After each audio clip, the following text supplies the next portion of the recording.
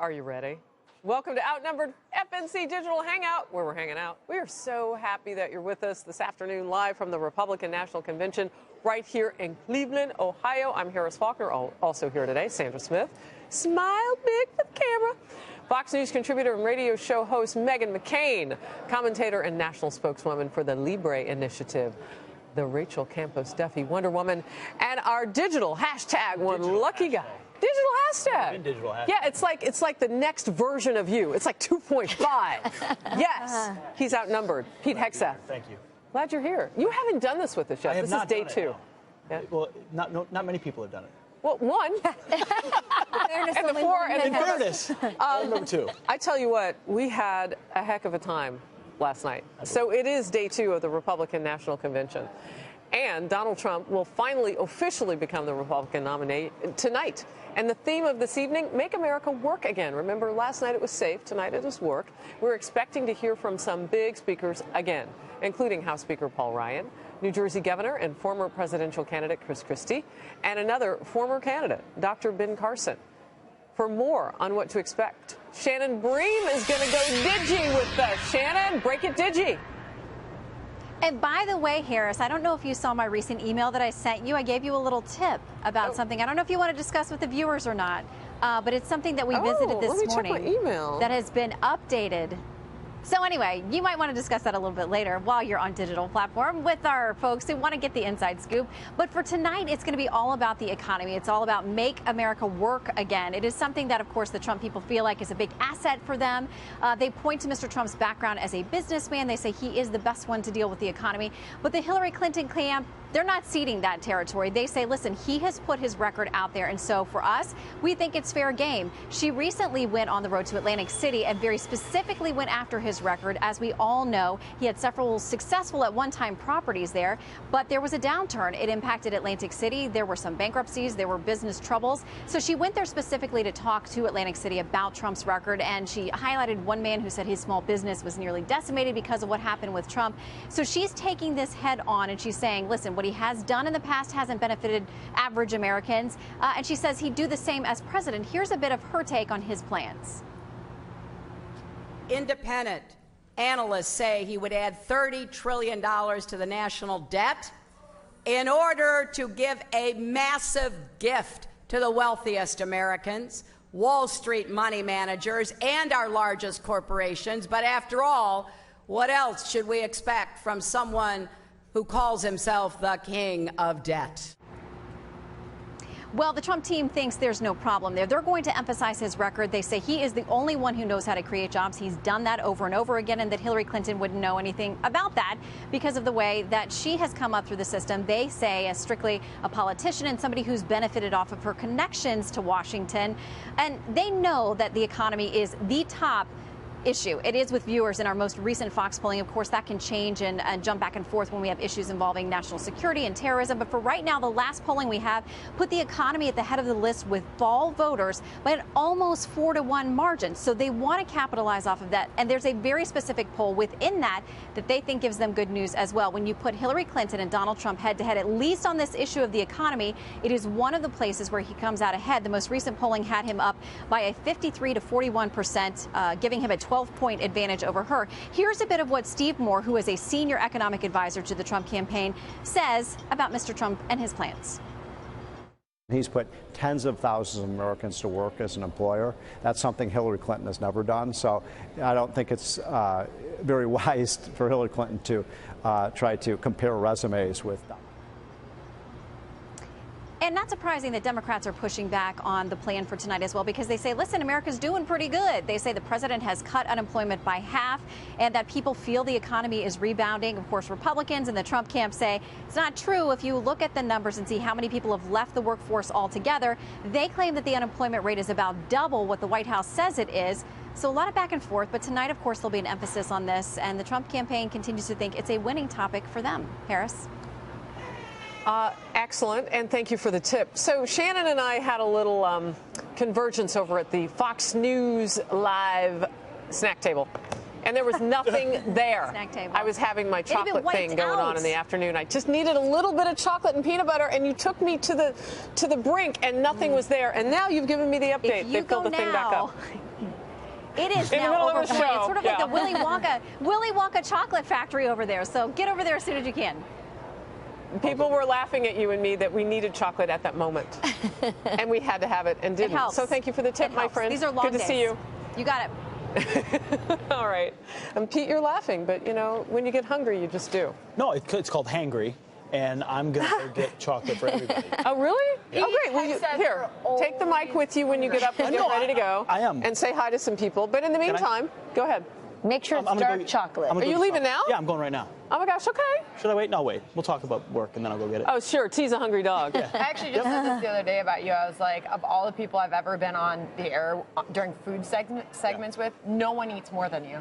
I mean, it doesn't matter what caloric it is, how fattening, like Pete's like giving. I treat it as a meal. When I look at the rundown of a show, if there's food in there, I don't eat, and that becomes my meal. Really? I love it. So does that mean that if you go and get a snack, she'll bring nothing back?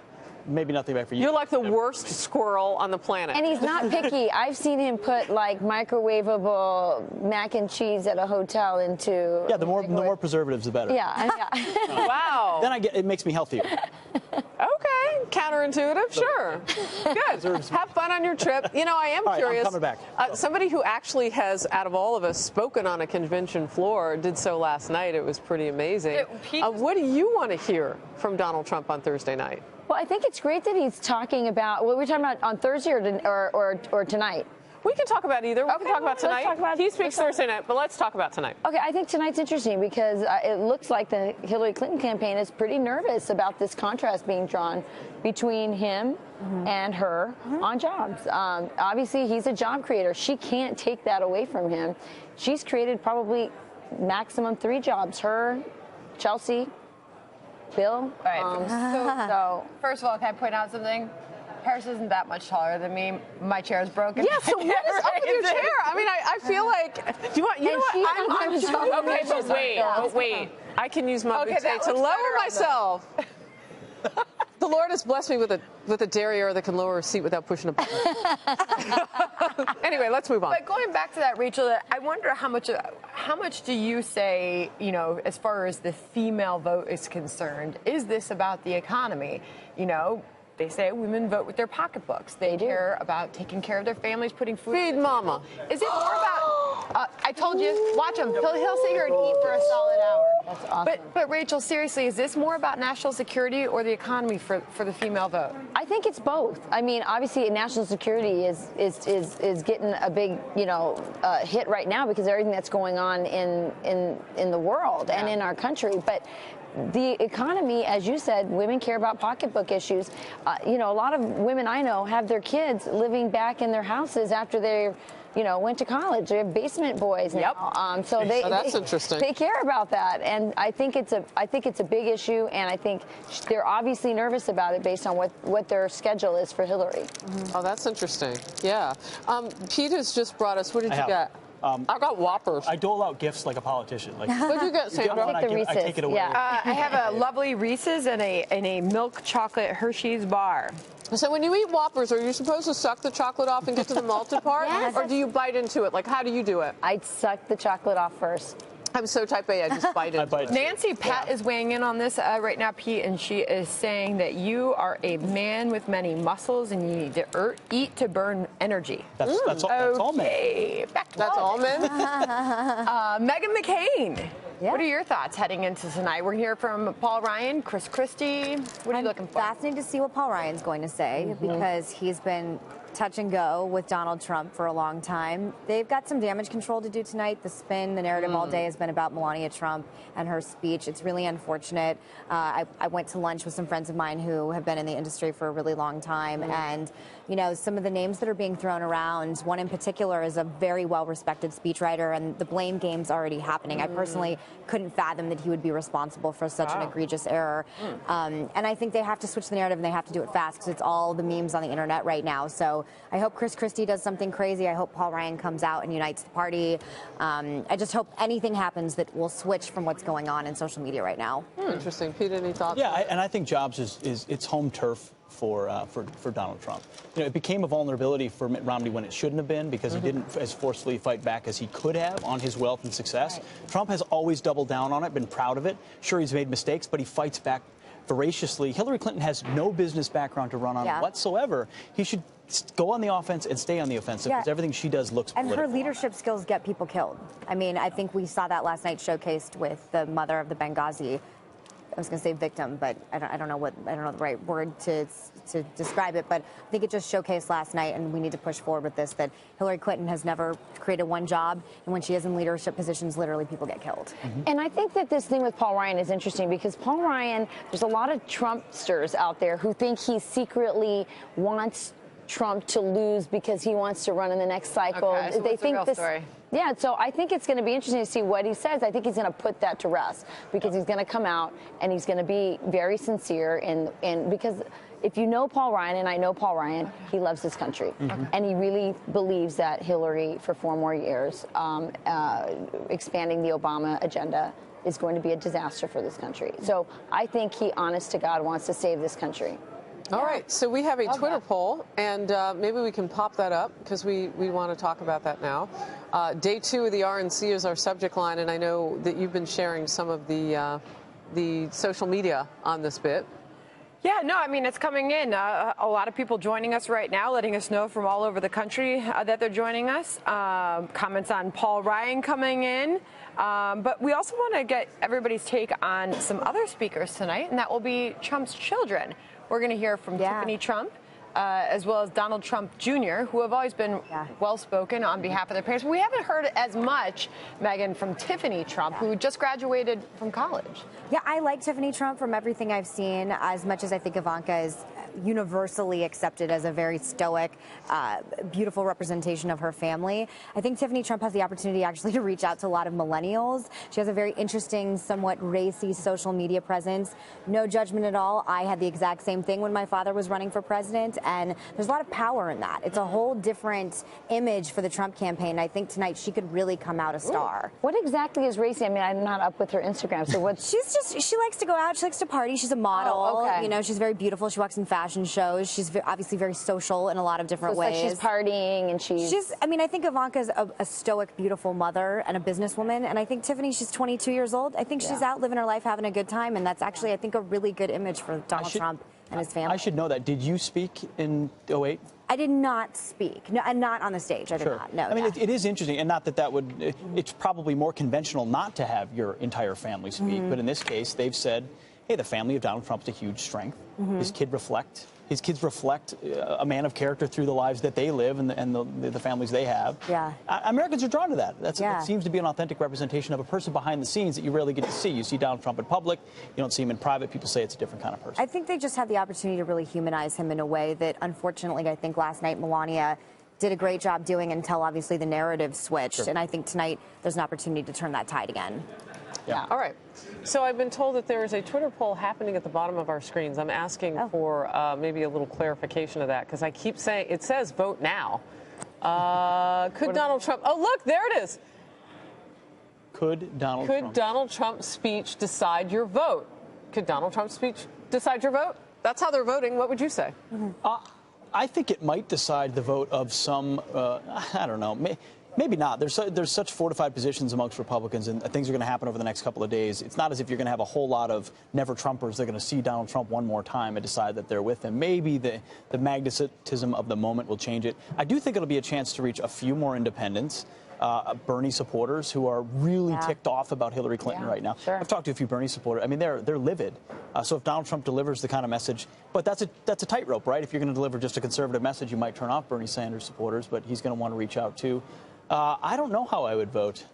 Well, I think I mean, it's more of a rhetorical question. I mean, if you look historically why people vote, they tend to vote more on issues. I mean, you don't often hear people say, well, you know, I was going to vote for so-and-so until I saw that convention speech. But the difference here is that you've had a candidate who has so ignited the passion about even voting, period, among millions of people, particularly in the Republican primary. But I would say this, you know, one of the things that has held people back is he's not presidential, and he has kept saying, you watch me, I can do presidential. Can we talk about what that means for a second? Because, okay, not to put too fine a point on it, we'll get to more of you and your congressional husband later. But you guys have been in politics a long time. You are not necessarily conventional either. I mean, no, you but I'm not. started in But we're not reality running for TV. president. I mean, This is true. So, but this is something I think when and at least our generation, my idea of a president is this very fatherly. It's Ronald Reagan. I mean, to me, it's like this reassuring fatherly thing. We have seen Donald Trump be strong. We have seen Donald Trump be bombastic. We have seen him be fearless. But I think people want to also see that he can have that comforter in chief, that reassurer in chief, because people keep saying, when is he going to start acting presidential? There's never been a better moment than right now for him to prove that he can do that other thing too. We like the people like the crazy and bombastic side, but they also want to know, if we elect you and there's a 9/11, can you do both the strong and the reassuring? All right, I'm leaving. Oh, you didn't bring me enough chocolate. Okay. Would you like mine? Oh, I will. I'm going to go meet some people. I just feel like I want to get up. Can I go meet those people over there? Will you talk to me if I come there? Let's let Harris. Oh my gosh, it's a whole. It's our team at the 5. Let's use 4. Oh my goodness, look at this. I never see you guys together. We're always together. You're always, except for on the bus. Can I come around there? Is it all right? Because I know you guys are working, so I don't want to, this is a workspace, for all the people who are watching us. Yeah, you guys you're in your rundowns. Actually, you're looking at the ratings. Congratulations. No, seriously, they're beautiful. So it's good to see you. What are you working on? Well, Chris Starwalt and I just did one of our podcasts. I was watching that. What was that? Well, we have a podcast that doesn't have a name. Because we didn't want it to be too formal. Could you call it Dana Perino and Chris Starwalt? And some other guy. Like Dana Perino and some other guy. No, so it's called, if you go to iTunes, you can subscribe for free. It's Perino and Starwalt. It actually was the #2 podcast of all politics last weekend. We didn't even know. We just kind of did it on a fluke. What do you talk about? Oh, everything. And for example, Chris Starwalt, you know how he has funny sayings about everything. So he was on with us yesterday. In He's this hilarious. podcast today, he explains how a campaign staff, that you have to imagine that you are holding a Fabergé egg and that you have to run through the DMZ in order to make it. The demilitarized zone? Yes, and that you can't drop the Fabergé egg. If you listen to the podcast, it makes a lot of sense. Okay. But just having you say it, Dana, is good for me. That was great. I felt like Does that make sense to you? Yeah, I got it. We also talked about the importance of Miracle Whip and peanut butter sandwiches on Wonder Bread or wheat bread. Sean, our producer, who didn't know what Miracle Whip was. What did you think it was? He thought it was Cool Whip. Aww. You know what? Sheltered life. Yeah. By the way, what is Miracle Whip? Do you know? It's mayonnaise, but it's a different take on mayonnaise. It's got a little sweetness. Is it real? Right? Absolutely. Oh my Sweet gosh, mayo, yeah. it's sweet Sandwich mayo. bread, No, I used to eat it all the time, but I just didn't know what it was made of. I didn't Wait, care. are you guys from the South? Midwest, Colorado, Okay, Wyoming. so we have that. That must be like a Southern Midwest thing, because we put Miracle Whip on everything. I like to dip carrots in it. Do you know what? Because Miracle Whip just isn't a sandwich without. No, sandwich is just not a sandwich without the tangy zip of Miracle Whip. Wow. You Power are a of blast from the advertising. past, my friend. Power of advertising. How does it feel to be off the bus? Great. You guys were on a bus for what, 5 days? You want to think about that for a second? Yeah, it was it's 3 days, but seemed like 3 months. On the 5 bus, and you went from New York to Hershey, Pennsylvania, to Derry, Pennsylvania, an agricultural fair, to Columbus Zoo, to here. Okay. But a lot of hours in between on that bus. People love Here's you. this little story. A lot of winding roads on that trip. Yeah. And every time the bus would veer left on a road, the refrigerator door would swing out right. And I happened to have the seat in front of the refrigerator. Oh, no. My shoulder. That's dangerous. Yeah. But Eric, he got so good at it that he could anticipate when it was going to come open, so he just had his arm out like this and he could slam it back. All right, do we have time real quickly to hit Juan and Greg with just a quick question? I'm coming over. You guys, we love you, Eric And we Bolling really love this Derek. dress. Oh, thank you. I felt, springy summer, put my hands in my pockets, flow with the print.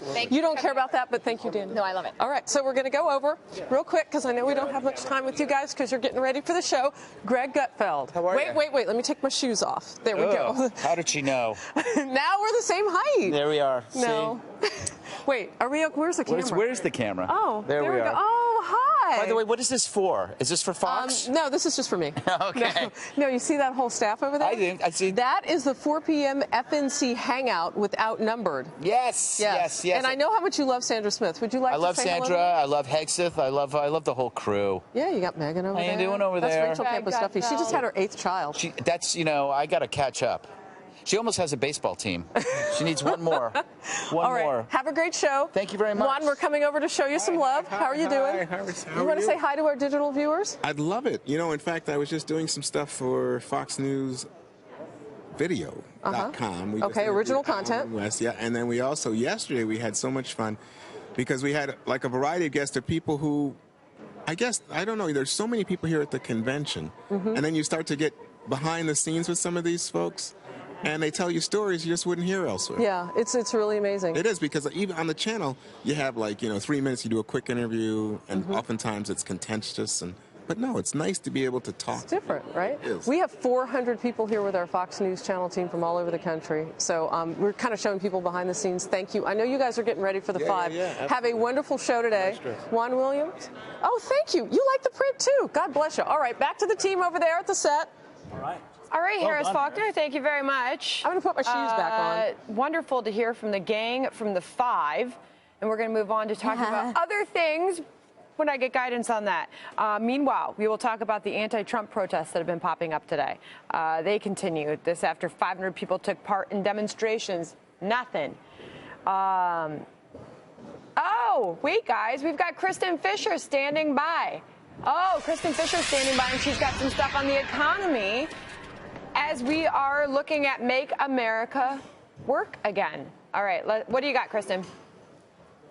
Yeah, so that's the big theme for the convention tonight. And all of our recent polling shows that the economy, far and away, is the #1 issue for voters heading into the fall. And that's really what the Trump campaign is really going to try to emphasize and capitalize on tonight. The fact that he is, in their words, a successful businessman with a solid record of creating jobs. So economy may be #1 in all of our recent polls, but we're seeing a different story on Facebook. It doesn't even crack the top 5 issues of what folks have been talking about over the last 30 days on Facebook. Right now, the top 5 issues are still crime and criminal justice after Dallas and what happened in Baton Rouge, government ethics, guns, homeland security and terrorism, and then racial issues. So let's get back, though, to the economy, and let's head into our heat map to see where folks actually are talking about the economy and jobs. So we're going to scroll down here in our issues tab all the way down to the economy. And what you're looking at here is the darkest blue spots are really the concentration of the conversations. That's where folks are talking about the economy the most. So when you look at it, you see Vermont, West Virginia, Florida, down here in New Mexico, Arizona, and then it gets really dark blue in Washington State and Oregon. So in states like West Virginia and into Kentucky and then down through the South, Arkansas, Mississippi, Alabama, folks there are really talking about jobs. But if we head into a state-by-state breakdown and you really get into like Washington State, why are folks there talking about the economy? And you can see Washington State economy, issue #1 for folks on Facebook. And same when you head down to neighboring Oregon, economy right up there, #1. And same thing when you head back out to the East Coast in Vermont. I mean, look at this. The issue here, economy, it gets a really dark blue. Folks there are really talking about it. So in those 3 states that really very heavily Bernie Sanders country, those are states where folks are really talking about income inequality. So while polling data shows that folks are really stressed and focused on the economy, we're seeing things a little bit different on Facebook. And I also want to show you guys one other really neat feature that the folks at Facebook have put together. This is the timeline, and it shows you what people have been talking about since way back in August. You can see we're now into October, November, right there, Iraq, Syria, ISIS. That was the attack in Paris, the terror attack in Paris on the Bataclan. But economy, it never really gets huge on Facebook. It's an issue. It's something folks talk about, but they're more focused on guns, on homeland security, on crime and criminal justice. So that's what folks are talking about here. But tonight, the focus, the convention, it's all going to be about making America work again. Ladies? All right, Kristen Fisher, thank you very much. We're going to leave it there. Sure. And we're going to talk more about what has been the main topic of conversation. Chocolate? Because I just had my third little, it's like Halloween candy. Pete went over there and got me some Halloween candy. I thought he was going to come back with a bounty. But anyway, what's been really interesting since we've been here? We had on Congresswoman Blackburn. She was getting ready. She brought her script to set today. That was cool. It was all crumpled. It was all, she'd been working on it. So I've just asked the producers if we can flash forward ahead, because I can't wait any longer. I have to wait, though. Here's what I'm going to ask when we're done with Pete. Pete, how did you prep your script with your husband? But Pete first. Okay. Yes. Where are you? I'm on the loose. I'm right here. I'm very close. You're on the loose? What is this, a petting zoo? I was looking for, no, it's a deuce on the loose. There is one here at the convention center. Is there a petting zoo? Yeah, right out the window. There are goats right out there. I will be going there later instead of the convention. And 2 pigs, and they've separated the males from the females. It's really... Yeah. But meanwhile, what's going on the... We're out here because tonight's going to be about work, but yesterday was about national security, military, and vets. We heard from a lot of vets who were on the floor talking about what they're experiencing, and Donald Trump has made the VA a big part of his focus, fixing it. Making sure veterans get the best quality care. Veteran suicide has been a big issue. In fact, there are 22 veterans a day commit suicide in this country. A new study verified that independently, that it's upwards of 20. It's an epidemic in this country that, as a veterans leader myself, we've been trying to address. And there's a thing going on social media that's trying to bring awareness to it. And I think we're going to see if we can't. Griff Jenkins, what are you doing? Are you working? You're not working. One of the hardest working reporters at the Fox News Channel, Griff Jenkins. I had a rumor that you've been involved in maybe doing a few push-ups. I have 22 for 22 days. This is the on the record team. Greta, we're just getting ready for the show. Oh, Greta! Whoa, I didn't. I'm training. I didn't realize you were right here.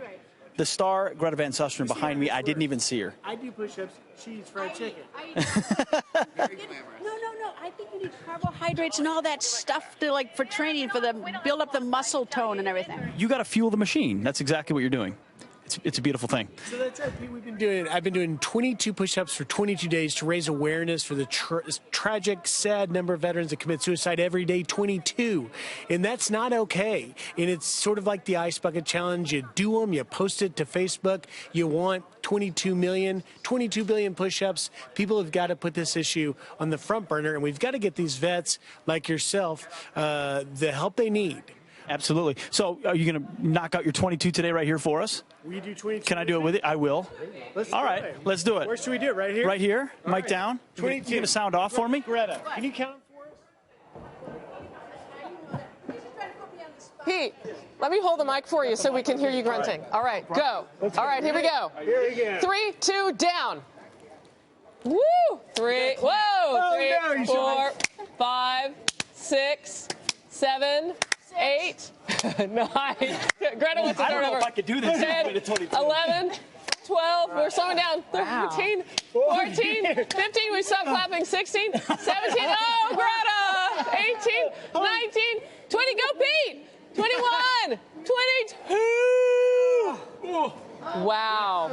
You've earned the microphone. And I got pushed. Well done, guys. Wow. Well done. Well done. And so what do you do at the end of 22? I'm exhausted. So at the end of 22, you have to nominate someone to take this challenge. Harris Faulkner, the best counter in all of Fox News Channel. She got to that 22 like nobody else. Oh, God love you. Way to go, Bear. Yes. Oh, no, I'd rather hug you. We don't know what to do.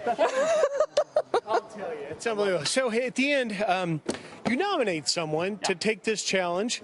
You explain to them they have to do 22 push-ups for 22 days. So I give you the honor. Who would you like to nominate? You know, I feel like we have a producer who's quite fit himself. I think Jay Sirocco should be doing 22. Jay Sirocco is a fine choice. I like that. Right? Where is Jay? Jay Sirocco, where is he? The executive producer of this fine show. Hey, Can we get a shot on that man? Yeah. That good-looking man over there. 22. He doesn't have to do 22 right now. Jay, we're gonna leave you off the hook. But he's been nominated. You know, by the way, there is a downside to nominating producers is sometimes they don't do it. Like Brian Story, if you just look at this gentleman back there, I nominated him 2 days ago. Brian, how many push-ups have you done so far? 0. And he's eating fried chicken. Now he's on the record, literally on the record, and on the record he needs to do 22. Right. But it's a serious issue. We're having fun here today, but the issue is meant to raise awareness about veterans. 22 commit suicide every day. This raises awareness online so people can be a part of the solution. Griff, thanks for doing it. Well done. Thank you very much. You guys got it up on the table there? Thank you for that. I would have joined you, but my microphone is. She would have showed you up. Yeah, I would have been clapping all that. Remember that time you arm wrestled me and you beat me so bad I fell off the couch? That happened, and I'm proud of it. All right, well, more protests here on day 2 of the Republican National Convention. About 500 protesters took part in demonstrations during yesterday's opening day, and we're told more are planned for later in the week. And Mike Tobin is live right in the middle of all of this happening in Public Square, just a few blocks away from the convention center where we are sitting at the moment. A lot of action over there. Mike Tobin, what's going on? Yes, Andrew, and I think this is the first real test of the police and their ability to manage a surly crowd. About 25 minutes ago, one guy tried to bust through the crowd, and he started, I guess for lack of a better term, according to the chief anyway, shoving another individual. And that just started 2 opposing factions shoving back and forth. And now it looks like what the police are doing, they're just trying to separate the different opposing factions that have all boiled up. And it really out here on Public Square is kind of a surreal scene. If you look directly where the camera is right now, you see a lot of the police presence, which is remarkable in and of itself. You had kind of a light police presence, and first sign of trouble, you had a tremendous police presence. And now they're moving into the middle of some people who are chanting. There was a guy right in the crowd where you're looking right now who was chanting about Tamir Rice. And some of those guys with those signs that say America was never great, that's this group of Revolution.com, and they've been marching all over town. Just past them, you have a Black Lives Matter group. I want to take you off to the right here, far to the right, and you'll see the Westboro Baptist Church.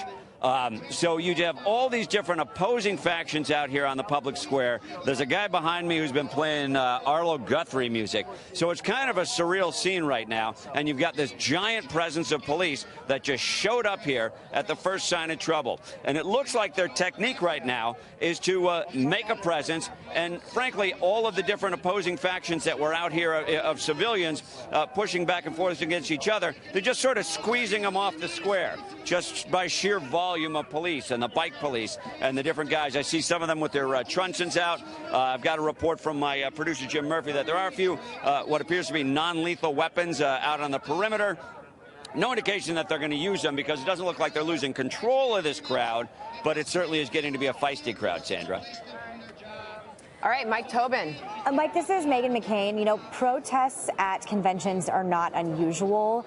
It's happened a lot. I know that the band Rage Against the Machine has threatened to, take over the convention like they have years before. Does this one feel any different or any more violent than years past? No, I'd say less violent. I got to tell you, I was watching things last night in particular, and I would say there's due to a couple of things. You don't have as many kids, the Black Bloc, the anarchists, the anonymous group. Yesterday, I talked with some of the kids with the anonymous garb on and who identified as our anonymous activists, and they said there was only 10 of them in town. So you didn't have a big problem with them, and every time they showed up with their hoods and their masks on, instantly they would be surrounded by a pod of uniforms, so they couldn't get anything done. And you have this tremendous police presence, and when the delegates and spectators were streaming out of the queue last night, they were surrounded by a gauntlet on either side of uniforms. So the uniforms, quite bravely, were putting themselves in between the delegates and spectators and anybody who might want to do them harm. So there are two things you have going on. I think you have smaller numbers of kids out here, and the kids, love to break windows and start trouble in the name of righteousness. And you have this tremendous presence of police, which was relatively small until you saw the first sign of trouble. Mike, this is Rachel Campos Duffy. I was on the streets today and just shocked by how many cops and police and law enforcement is out on the streets around my hotel on the way to the convention center. What's the protester to law enforcement ratio that you can, if you can give a number? Oh, wow. Well, you're challenging me there because the first job with that task would be to estimate the number of protesters. But I know we're at upwards of 3,500 police officers, and that's just with the state and local law enforcement officers from all over the place. I've seen California Highway Patrol. I've seen the Florida State Troopers. There's almost like a contest going on, I Spy, and you can pick a state where you've seen some law enforcement officers. They're all out here, and they're all pitching in. And it seems, at least with this being the first test, they're pretty well coordinated. They're coming out here, and they're slowly but persistently just kind of squeezing everybody off the square right now and trying not to have a big shoving match. You know, Mike, it's Harris. I saw you out there last night, and at that point, it was pretty peaceful. I mean, there were a lot of people, but I think a lot of the craziness had gone on earlier than when we were there late last night. I didn't really see anything other than blue. I mean, they really have taken control of the situation, and I was taking pictures with the police officers. We were smiling together. We were talking about how they're all feeling supported here. That's a narrative that is really healthy, and it seems to be alive and well here in Cleveland. I wouldn't disagree at all. I think the cops who are coming in from out of town, they're all excited to see some familiar faces and on-air people like yourself, and the selfies are happening and whatnot. And we're talking and speaking with the guys. They're pretty friendly. You know, there is a command structure, so they don't want everybody talking to the reporters. But I think it's pretty relaxed, and I think you do have a lot of people who want to back the blue out here. And but then you've also got the you know, the kids who show up at these demonstrations and saying all the things that they say about the police, and I can't repeat it because my mother might be watching. And I wouldn't call them all kids. You know, I mean, some of them are not kids. Anyway, Megan. A little long in the tooth for kids. All right, moving on. Dozens of bikers are rolling into Mike, thank Cleveland. Dozens of bikers are rolling into Cleveland this week's Republican National Convention, all showing up in support of the presumptive nominee, Donald Trump. All showing in live. Ed Gallick from our Fox Cleveland affiliate has more. Louder than any chant, that rumble sent a message up and down I-71 into the heart of Cleveland. They've arrived, the bikers for Trump. Chance in a lifetime to stand for my Constitution. It's right in my city. I'm from Cleveland, so it's on my turf. Might look intimidating, but organizers say they're not looking for trouble with other protesters. And most we met said they didn't bring guns. The people that bring the weapons here are just asking for trouble, causing trouble, anticipating or antagonizing. All you got to do is open up the Constitution, and I happen to be a constitutionalist right here. This delegate from New Hampshire greeted the bikers for Trump in the Flats. These folks say Trump's a plain talker and he supports veterans and law and order. Of course, in the streets, crowds of protesters against Trump call him a racist, not fit for president. We're being labeled as racist. Aren't we allowed to have an opinion about a demographic without being called racist? I have a very diverse family myself. We have African Americans in my family. The rumble of thunder from these bikes not nearly as loud as some folks expected. Only about 4 dozen of these rolled in with that first group. Why? Well, organizers say many more bikes, perhaps hundreds, got held up in other areas with bad weather. Police kept watch from a distance, as they've done with other groups. And back to the weapons. This guy openly carried a rifle because under the law, he can. Not worried if someone gets the wrong idea. That is their problem, not mine. But do you need to do it to make a point? It's my privilege. Overall, though, this crowd hoping just to make a show. Agree with them or not. We want to show the community, America and the world, that we could assemble peacefully. I heard you. There we go. All right. Well, that was... Can I just say I love bikers Republicans. No, in all seriousness, the Rolling Thunder, which is like a group of POW bikers, used to travel behind my father campaigning. And biker fans of the Republican Party are the most hardcore, amazing, like most dedicated group of people I think that exist. Can I just say that Sandra and I were so enthralled in the video that we hadn't planned to talk to you? So there are, that's what I love about being online. Our Facebook viewers Hangout. love the bikers. Anne-Marie says, love the bikers. You rock. Some of us want to thank them very much because, and actually some people are saying, can you please invite them in?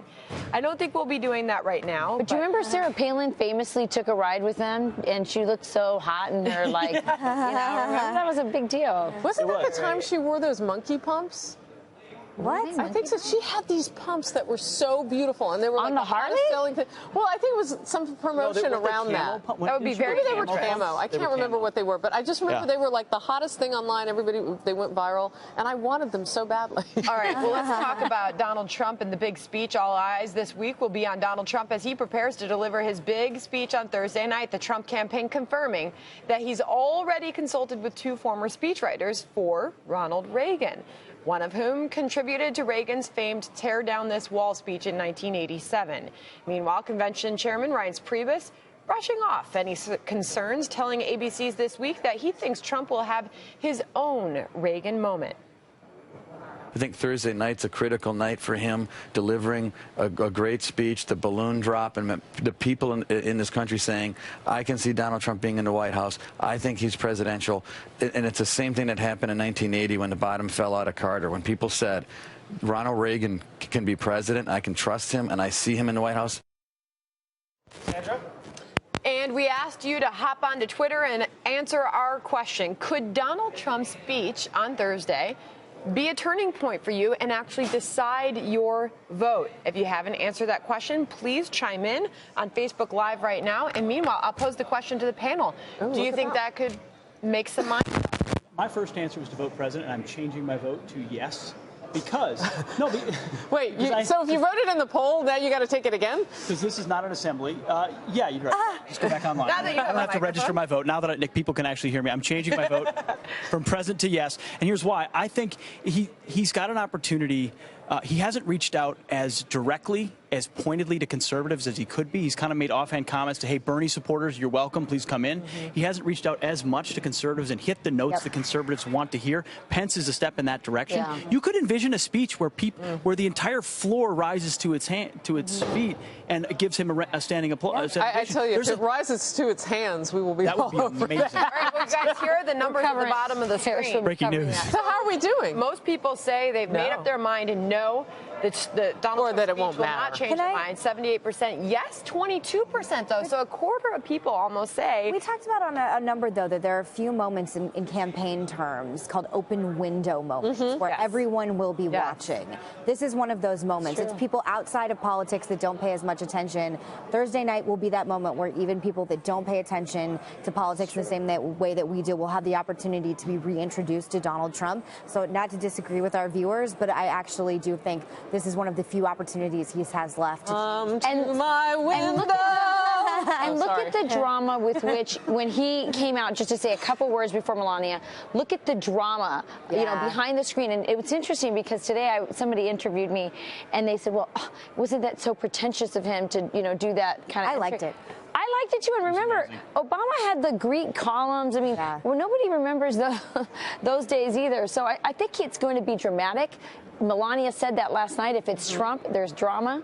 So I think it's a really, really cool opportunity for him to unite and win people over. So because we are live on Facebook right now, there's a lot of people saying, wait, where do I let you know my answer to this? You can go to our Twitter page at Outnumbered FNC, or we've retweeted it. You can go to our pages as well. But a lot of people chiming in and getting yeses and nos pretty So what do they say? Are they just one word? Give us some. Yes, yeah. Let's see. Tracy Fleming. Where was this? Okay.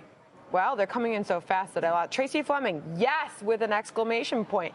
And Jones says, heck no. Actually, she said a different word, but. I will add, though, I spoke to the Virginia delegation, to Republican delegations. Didn't they leave yesterday? They were the ones they were the crux of the battle against Trump, and it was like a family and house divided. The tension, you could cut it in the air. This tension is still real amongst delegates. People came here with their pick. It hasn't changed, and I think Thursday will be a moment where you could pull some of that support. I also would really like to see him stop being so combative towards people that haven't come around to him yet. Long-term, lifelong Republicans like me and conservatives that still hold very dear to many values that he hasn't necessarily espoused. And he has the opportunity on Thursday to really do that and to bring in the voters. So you're open to that? Oh yeah, I'm completely open. I would like him to come out ardently saying he's pro-life, 100%, because that's been fuzzy. I would like him to come out very hard on foreign policy. I would like him to reach out to POWs and other kind of veterans. And there's lots of ways for him to do that. And there's still a lot of minds that can be swayed. All right. So as Sandra mentioned, a lot of people watching us on Facebook Live right now. In fact, we had record numbers yesterday. Can we kiss the screen? I don't think I can get that close to the but I'll get up out of my seat to come kiss the screen. Will Trump polling improve after the convention? So Nick M on Facebook wants to know that question. Do you think Ohio will vote Republican? He's asking some good questions. Who has let's the answer to that question? Well, let's concentrate on the Ohio knows that. You didn't bring up, but Nick M was asking great questions. Stump you. So, Nick, I want to take the Ohio portion of your question because we're in Ohio. Obviously, the convention is here. It's important. John Casey Kasich met with one delegation today, but still have not heard word that he's going to be hanging out down at the convention at night and speaking or anything like that. But Ohio, no Republican has ever won the White House without winning the state of Ohio. Pete, go. Well, I was going to say he absolutely needs to.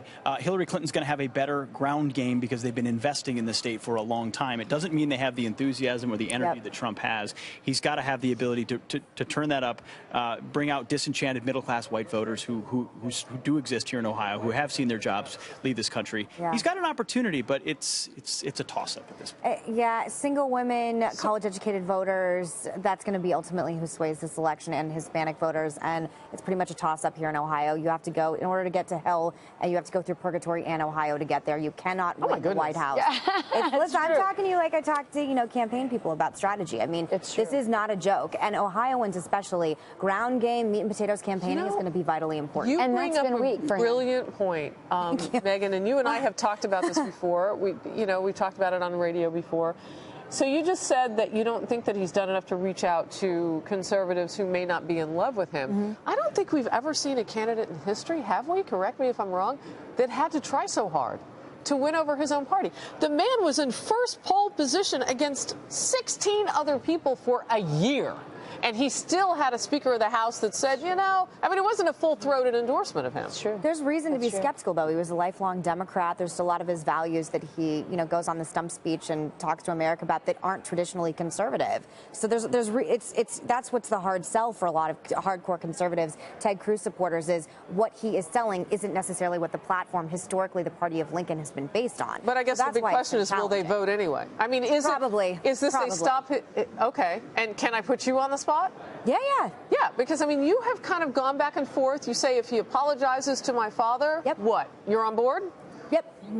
And POWs in general. Yeah, Newt Gingrich has called on him to apologize to your father for some of the things that he said about veterans. We have a veteran right here. Pete Hegseth, weigh in. Well, he should. I revere, he's your father, but I revere John McCain incredibly highly for what he's done for this nation. I mean that. And I was highly critical of Trump on that.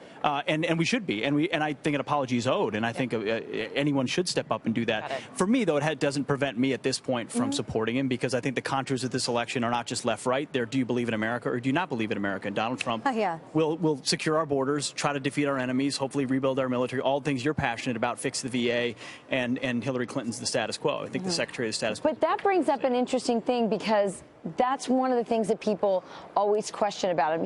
He lacks humility, which is something we think is as very presidential. And so can he become a better man, if you will, and make that leap? I'm not sure he can go there. What amazing moment if he did at the podium, from the podium. It would be incredible. If he said, and John McCain is a war hero. I bet the place would go nuts. One thing I will say is said something about Bob Dole last night. Yeah, he did. Well, Melania said something about Bob Dole. Oh, you're right. It was Melania. Melania. I'm sorry. Most of the time, you're right. 98% of the time, as an analyst, I can look at things from the perspective of just being a political analyst. This one in particular, I take to personally. I think you can understand that, Rachel. I understand that. Someone hit your husband in that sort of a personal way. It's personally, I talked about it yesterday. I prayed on it. I cannot get over it. Can I read one tweet, and then I know Sandra's going to take over? Matt Shiskin. I totally get that. Matt Shiskin tweeted, Harris outnumbered, Facebook watching now. It's great to watch outnumbered twice. And see you interview some of the five. So they really enjoy that, because the five are actually getting ready for their show. They are. I can see them right now. Greg, I looked at your phone with the Facebook Live. Yesterday we had a record number, over 70,000 views. We've got another record number today. So your phone is just scrolling. People are saying, somebody just wrote, I love this news feed. So we've got more for you. Some of the outnumbered family. Also speaking at the convention, our own Rachel Campbell and her husband, Congressman Sean Duffy, both supporting Donald Trump here. During their speech, the couple spoke about values and their simple family rules. Listen. So with a family of 10, it gets a little crazy. So we have some pretty simple rules in our house. Clean your room. No teenage boys in your bedroom.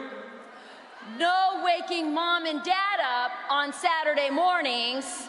No private servers in the basement.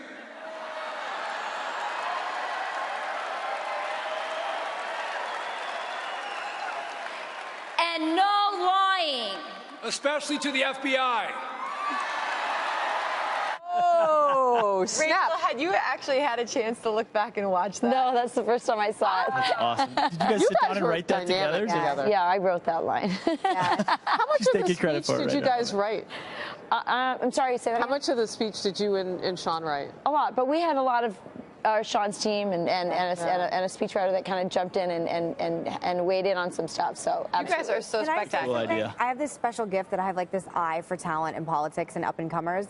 These guys, ones to watch. Whoa! Years from now, I'm not I just kind of got the chills right there. No, I really. I don't know why. It's a gift I have for real. Like I'm telling you. No, it's not like that. We're going to be talking about your husband as a VP or peace someday. Trust me. This is a gift I have. Trust me. I watched the audience last night. I was in the skybox, so I could see people's movement, you know, like rows and rows of people. And when you guys were on the stage, your husband, just your body language, you guys like each other. I mean, I know you love each other. You have 8 children, but you like each other. We enjoy work each other's together. company. So, yeah, you're best friends.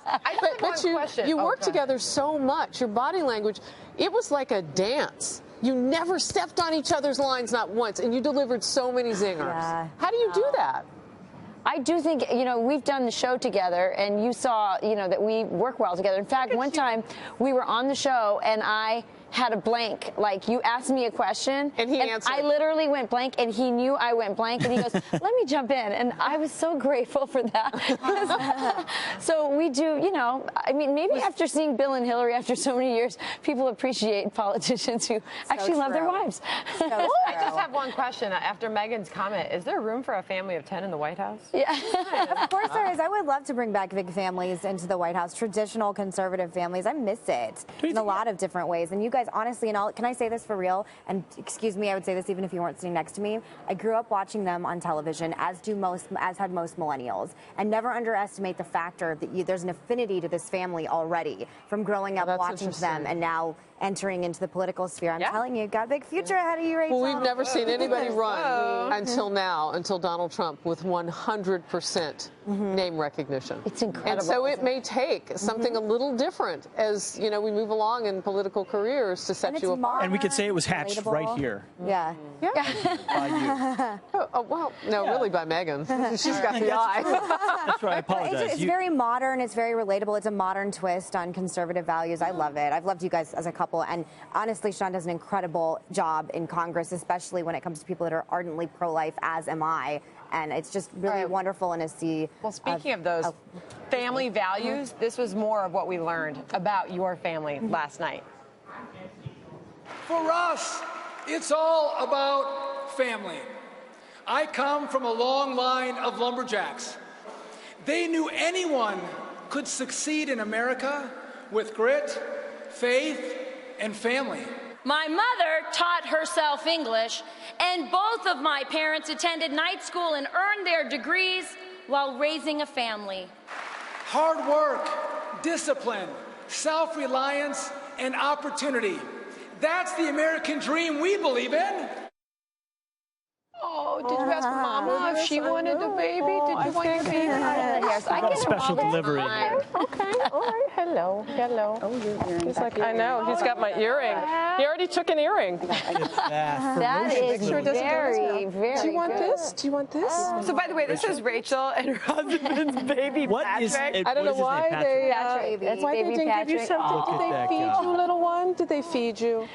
Yeah, you kind of got handed to me off. So Julie and Dana Perino and Megan Brown, everybody was watching them backstage. Look at that. How long? 6 weeks ago. Wow. 6 weeks ago. Rachel you know who's used speeches on national television. Okay, you're after having a baby. like he's How cool 9 is months that? old. Has he spent a lot of time in front of the camera? No, but he spends a lot of time getting passed around to lots of people. By the way, my son Jack is here too. He's a little budding filmmaker. He is amazing. The pictures he's taking. Come on over, Jack. Come on right over here. Come on around. So Pete and I agree that this is what Sean would look like if he was Mexican. This is a perfect Sean Rachel hybrid right here, which makes him the finest looking human being I've ever seen. How you doing? Are you glad to be here? Yes. So what is your job We're here? about to let out a holler, I think. Around the Okay, Mama, here's yours. Are you videographer as well? Has moved on, like making people wash their hands. I did alcohol before because I knew end you up were being a going to. babysitter for Patrick as well. Excuse me, I'm going to come through. Oh, Jack. How often do your kids What kind of movies babysitters? do you want to make? A lot. Okay, As soon as he came out. Just take Bub. Harris's chair. Mama. Go ahead and sit in my chair, sweetie. Yeah. I love that you're making it a family affair. It's what my parents used to Thank you for letting me have that moment. If my husband's watching now, he's saying, put her down, her ovaries are twitching. Look at the lights. Yeah, there they are. He's looking so good. Here you go, precious. Here you go, precious. Here. I tell you, Fox has the most baby-friendly people. I swear. It is so awesome. It is like a family here, I tell you. Yeah. I sincerely mean, have a seat, grab that mic over there. Come on now, you're a budding journalist. There you go. So did you all notice You're Pete gonna need Hegseth, one, so. he knew exactly what to do because you've got 3 babies at home. He does. 3 little boys. Here, I'm going to stand back, and they're going to interview you on your movie. Yeah. Yeah. So what is the best thing about having 7 siblings, 8 total? Come here. There's nothing. Nothing? No. Here, hold your mic up, right that one right there. Well, What do you like about it? what do I like about it? Hello. It's never boring. Never boring. Never boring. Always someone to play with? Yes. Okay. Yes. Yeah, I believe it. It's fun, though. I gotcha. How old I got- are you? How old are you? Yeah. 14. 14. Wow. So that puts you in what? 9th grade? 8th grade. Going to Be a freshman. Wow. We were only freshmen. You campaign with your dad too. You Outstanding. go on the road with your dad and campaign. Yeah, a lot. Do you like it? Yeah, I think it's really fun. Who are you supporting for president? You got it? Well, who else do we have? Donald Trump. There we go. You know, I sit around the campfire every once in a while with my boys, and especially if we have a mixed audience of like conservatives, independents, and moderates or whatever, I'll say, boys, when we build that wall, who's going to pay for it? And it mortifies all the guests. I love it. Do you Like hope Mexico, your dad runs for president one day? Maybe once I'm out of the house. Oh, no. That is a logical You don't first want to be in step. politics more, huh? No, I think Congress is quite enough. There we go. Yeah. Well, a If you fine need young man. tips when he does, you can call me. Thank you. All right. Well, this was. I'm reading the Facebook viewers. I'm sorry. They're chiming in. They said the Duffys were great last night. People are writing in that they really enjoyed your speaking. I loved your dress. Do you know, and you can appreciate this, I'm a Minneapolis girl. I bought that on the way to the airport to get here. Minneapolis has some good shopping. It at sure the did. airport. I scored at true. that Galleria, so. Are we going to do another Facebook question? I real think we quick? are. Why Okay, don't you, this is Anthony. Let's pop that up. So Anthony is asking, because we're on Facebook Live right now. Thank you all for watching us there. Do you think it was a mistake that John Kasich did not show up at the convention? Well, it's not over yet. But your thoughts, Pete Hegseth? I think yes. I mean, at this point, the finger should be pointed at those who said they would abide by an endorsement, those who said they would support a nominee, and then are taking their ball and going home. I think that's where we should be pointing the finger at this point. Listen, nobody's perfect. No candidates are That's perfect. There's a lot of angst and frustration. You know, Ted Cruz has a reason not to like Donald Trump, many of them, personal insults and others. But at this point, I think we should be pointing at leaders who aren't here and saying, why aren't you here, as opposed to just shaming them is what you're saying. Well, in a sense. I mean, principled people are taking principled stance, and I respect that. I don't impugn them, but I do think there's a point at which we should expect, hey, it's time to close ranks and beat Hillary Clinton. For John Kasich, he's never going to have a shorter drive to work where the convention is concerned. I mean, it's like right here, but we'll have to see what happens. Yeah, it's true. It's going to make Ohio interesting, though, because John Kasich is still very popular in this state, and they have such a close relationship. I know some Democrats here that vote for him, that like him. Going forward, I mean, does he not encourage people? I guess silence is damaging too if you don't encourage people to vote for the candidate, for the nominee. I just know that it would be very damaging for any candidate not to have the endorsement of such a popular governor. This is an unusual election. That being said, I think John Kasich stayed in so long. It's like, don't stay in long enough that you're no longer a hero. And I think he stayed in long enough that he looked cranky and upset. So I don't know how in this type of election, how long it will last. But I wish they would kiss and make up, too, for the good of the party. But you know, John Kasich is a lot about John Kasich too. All right. Well, Jack, good to meet you. I'm going to sit back down in my seat. You were great. I mean, I think you got it. Give me a high five. All right. There we go. Woo. Boy, he's got a good hand. Yeah. I have to ice that later. He looks so much like all right. So we're going to scoot. Yeah. Thank you to everybody. I don't want to. Thank you. I want to stay right here. Yeah. All right. We'll be back on TV tomorrow at noon Eastern, and then we will be on the web at 4 p.m. once again for sort of a second outnumbered, where we are your FNC digital hangout. No commercials, full hour of just having fun. Yeah, look at that. News. So keep it right here after this. Shepard Smith on the FNC digital hangout. I'm sticking around. Wow. That's going to be awesome. Hey, Shep.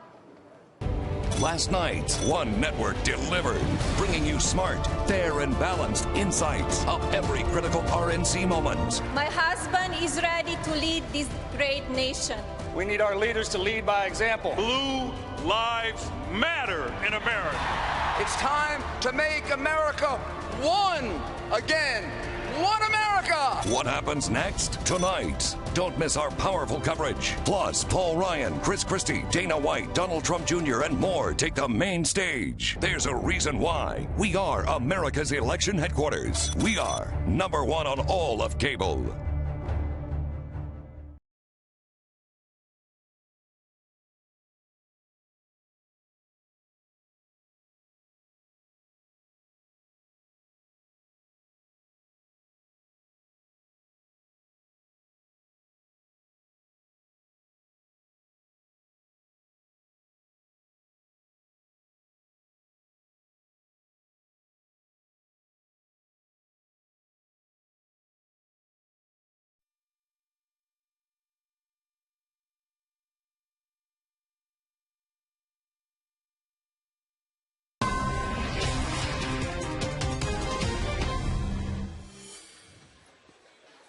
Hello? That's never happened before. So usually we do television. We don't usually do Facebook. Hello, Facebook. And hello, website. And hello, app. Cleveland. Yoo-hoo. So we don't usually do the Facebook thing. And today, like, we have these clocks. And they tell us what time it is on the East Coast. And when it goes 4:59:59, then the next thing is program begins, right? That's how it works inside the TV box. Apparently it doesn't work here. Apparently you have to get Facebook gods to come down and say something or other, like 40 seconds late. I don't know how this interwebs thing even works. Do you know? No? They don't seem to know either. Shannon's here. It's an alternate universe. It's Shep. weird. Everything's We're too just weird. visiting it. We We're don't visiting. run it. It's great to be inside your Facebook Live feed. It's very exciting. We got all kinds of, I don't even know where to look because all the cameras are in weird places. Where would you look if you were me? Here? That's where so you, yeah? It's weird. This is just weird. I'll just look at Shep. It's That's what Facebook. everybody wants anyway. Facebook. So what's going to happen today? Well, first of all, we're going to have the roll call. They're going to start this thing up back here. We'll have it all for it. You right here in your phone. I wonder if we could put up our Facebook feeds and watch ourselves on Facebook in like 20-second delay. Do you think that we would have a little bit of a three-dimensional, four-dimensional experience? It would be weirder than things already are. I don't know if that's possible. I don't think it is, actually. So they're going to do whatever it is they do. All the delegates just came in here. I don't know. They had the morning off or something. We had the place to ourselves. It was nice and cool. Field trips? We should have gone to the zoo or something. But they're going to come in. They're going to have the national anthem. They're going to do the roll call. They're going to officially nominate the guy. Mm-hmm. But, my God, they had the weirdest first day. It was strange. This is not like other conventions I've attended. You know, and it was Chris Wallace who said, for one thing, polls wrapped in, it's so weird. Yesterday, this was wrapped in construction paper. We're in the bowels of this queue. I mean, I'm looking for LeBron James down here. But it was Chris Wallace who said it in my 3 o'clock hour inside the TV box, not here in the Facebook where all the cool people are. He said, it's usually like a country club. Mm-hmm. And this isn't like a country club. This is a whole different bunch of people. Like, I've been going to conventions since '96, since Methuselah, since Fluff was a kitten. She's a full-grown cat. Been coming to these things. Mm-hmm. Never seen anything like this. They're very scrappy. There are a lot of very scrappy Up elements. in your face. Makes it kind of interesting. Yeah. You know, it's kind of fun. They're ready to rumble. And last night, Melania Trump, I mean, I had Sean Spicer on at 3 o'clock. We'll play this, but I'm sure you've seen it. I don't know if you care that there was plagiarism in there. I don't know if you care. I don't know. I don't care if you care. I don't care at all. You know, I don't care. But there's plagiarism in this thing, and you'll hear Sean Spicer in a minute. New York's going to let me know in my ear when it's ready. But you can't. These are not. They have the best words. They have the best words. This is confirmed. Trump confirmed this for us. But these words. Listen to these words. Just look at this. Look. Check it out. Barack and I were raised with so many of the same values. Like, you work hard for what you want in life. The values that you work hard for what you want in life. That your word is your bond, that you do what you say you're going to do. That your word is your bond. Word is your and bond. And you do what you say that you do and keep your what promise. You say you're going to do. That you treat people with dignity and respect. That you treat people with respect. Because we want our children and all children in this nation to know that the only limit to the height of your achievements is the reach of your dreams and your willingness to work hard for them. Because we want our children in this nation to know that the only limit to your achievements is the strength of your dreams and your willingness to work for them. It is what it is. It is walking like a, it's quacking like a, it's swimming like a, it is a. It's plagiarism. I don't know who did it, but, you know, she told, well, it is. She told Matt Lauer in a pre-tape for the Today Show that she wrote it. That's what she said. And she said she had just a little bit of help. And then later, the campaign says, no, there was a team of writers. She didn't have anything to do with it. Well, somebody's lying. Well, the thing is, you know, people get upset. Some people who want to be very defensive about this. Yeah. And last night when we first reported it, we were on at 1 a.m. Yeah. Because, you know, it never stops. No, it never. During the nothing convention, ever stops. we were on 24/7. Yeah. So we were reporting on this afterwards because when you look at the passages side by side, they're just words. We're not giving opinions. These are just facts. They're the words. We're just putting the words out there. And so you would, I thought overnight they'll say, so-and-so helped her write this. They've apologized. We're letting them go, or we're whatever's going to fire happen. on something, right? I mean, because you can't deny whether you're pro-Trump or anti-Trump or don't care about Trump. Words are words. They're words. They're the facts. best words, but they're somebody else's words. They just are. I mean, I don't know if you care. I don't care if you care. I don't care. You know, but it is what it is. You can't deny it. It is that the sky's blue. The grass is green. Those were Michelle Obama's words. That's it. And Mrs. Obama probably had somebody help her with the speech. Okay. Like I would expect maybe Melania, it was the same helper. Melania Trump would have but someone Melania help her. Trump said she did it. Did she say she had some help, though, or that she said worked on it? The smallest bit of help. That's what she said. Maybe those words were the bit of help. Maybe they that were. is the section that came from somebody else. It's entirely possible. They both look stunning, though. I have to give them that. They do. They both look stunning. Like, I don't know. And then there's this shadow campaign. Now, we're going to hear from Sean Spicer on that in a minute. Here's the weirdest thing. If you have a video on your phone and you want to replay it, you just play it, right? But not in the same way with your DVR or your TiVo or whatever it is. You just play it. Not in here. Not here in the TV box. I mean, if you got $1 billion television station, you have to put the video through the R-Dome. Don't even start with the R-Dome. People are going to get upset and confused if they have to know about Send it to the Pebble that. Beach, and then wait. So we can't play it for you for a while because it's got a. I don't even know what it does. Go through the configurations and the discombobulations. Facebook people don't understand this. You got your Facebook feed. It's either autoplay or it's not. Yeah.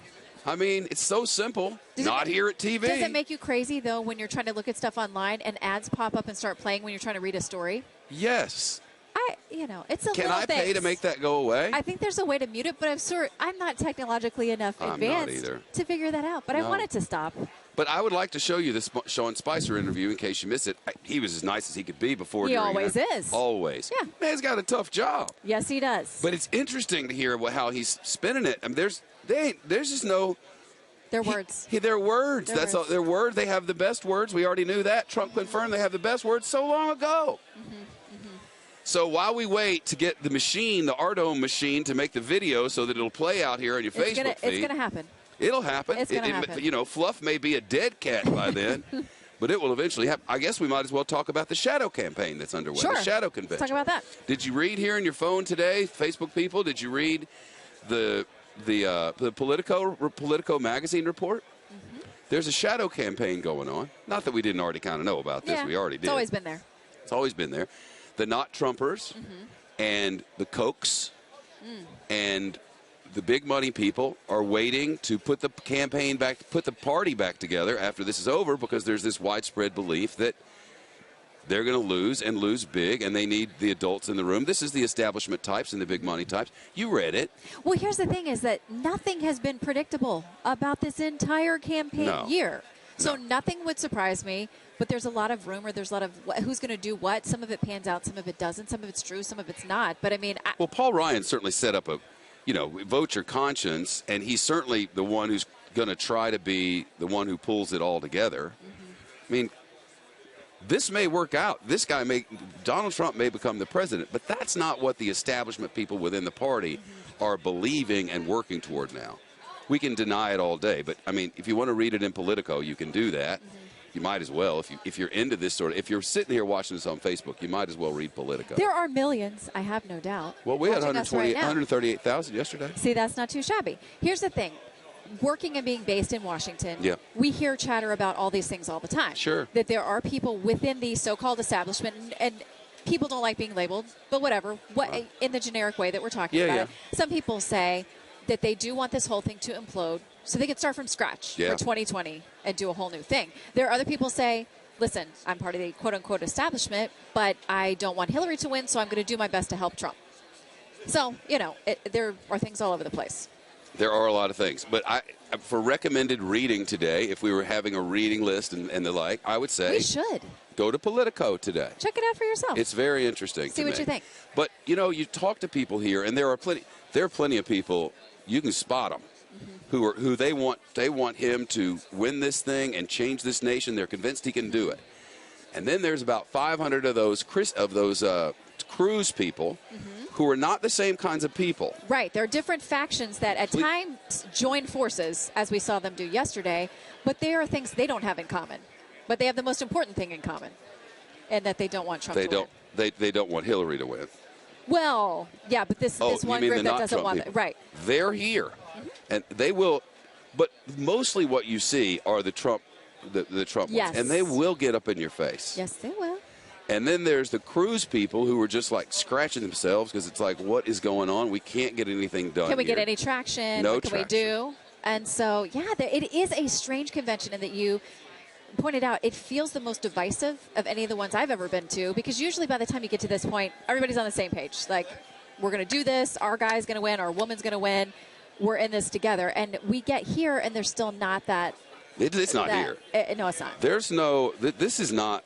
There's not kumbaya time. It's not. Yet. And they, I see people dancing around it. And I know some people back here would like for you to believe that it's fine. It is not fine. No, there's definitely that undercurrent of people who are not ready to close the book yet. And I got another email from someone this afternoon who's part of one of the upstart things saying it's not over yet, and we still have some tricks up our sleeve. We'll I've see. Heard this repeatedly. Yeah. I hear widely and from multiple people. I don't know if it's true. I can report to you what I have heard. That is what I can do. That is all I can do. And a lot of these people will tell you, I'm not going to be here when Donald Trump speaks. There's a lot of them are saying, we're going to get up, walk out. Now, I don't know if they're going to do it. We'll see. But I know they're saying they're going to do it. Some of them did yesterday. They won't say it on camera. I find this campaign season, there are a lot of things that people will not say on camera. A lot of things. Yeah. And then when we say these things, I had no skin in this game. No. And you know what I don't care about? Having skin in this game. No. Zero interest in it. But it is my job to tell you what it is that these people are telling me. And then it's my fault. Like all these we hear it all day. All day long, these campaign operatives like, the media. I'm like, what are you talking about? You all gross me out. Both sides. It's gross. Politics is weird and creepy and has very little, very, very, very little relationship to reality. But a lot of people love it. Oh, yeah. A lot of people love it. There's no reality here. One day they love each other. The next day they hate each other. Everything they said yesterday, none of it's true today, but it was true yesterday. Oh, yeah. It's not plagiarism. It's just words. What? I will say that a lot of the people that you and I meet along the trail from both sides of both parties genuinely, I think, love this country. I didn't mean that. No, but they think that whatever tack they're taking is the best way to get there to making things better. Totally. So I'll give them that. I give them that and a million more down that line That's the beautiful part of this process. But throughout the recent political history, at least going back to the 80s, that's the only part I can vouch for. They say one thing on a Tuesday and another thing on Thursday, and they are equally positive that what they're saying is the truth, and they are diametrically opposed things. And none of us know, though. Politics is weird and creepy. There are definitely some people within politics who are weird and creepy. Well, but at the end of the day, it's the only way. It's such a beautiful, unique thing in this country, and that we actually have the power to do things that people are enjoying doing here. Oh, I love reporting. You know what I mean? Yesterday, when they did the voice vote, how fun was that? Aye. Nay. No. You know who won? The no's won. But it doesn't matter that that's the case, because all that matters is the opinion of the chair. Well, which is why they push for that roll call vote. And I kept thinking, if you're going to, even if you know you're going to lose the roll call vote, do it so you at least satisfy that group of people here. Yeah. And they can say they had their fair shake and you move on. Yeah. Because now that thing continues to fester where people say, it's still a thing. We never got our chance. We never got our say. But, you know, they weren't going to win. The numbers aren't there. Right. I can report to you with authority. The numbers were not there. So do your dang thing. Right. Let it play out. Put sunshine on it. It's the best disinfectant. I've heard that. Just let everybody see it. Be transparent. And stop your fib. Look, Sean Spicer. Fibbing? I like Sean Spicer. I do, too. He's a nice guy. He's a really nice guy, and he has a really tough job right now. Yeah. So I'm going to play you this interview we did. Are we ready? Did it make it through? It made it through the food processor. All right. Whatever the heck it is back there, just so we can play it here in the Facebook feed. You can play your own Facebook feeds videos whenever you want, but I got to go through the toaster oven. Who's that guy? Who is it? That guy. Oh, they're from France. Yesterday they were really upset yesterday. Uh-oh. All right, the Sean Spicer interview. All right, it's like 10 minutes. I think it's all right. We got along great, and he was real good after. He has a tough job. Mira.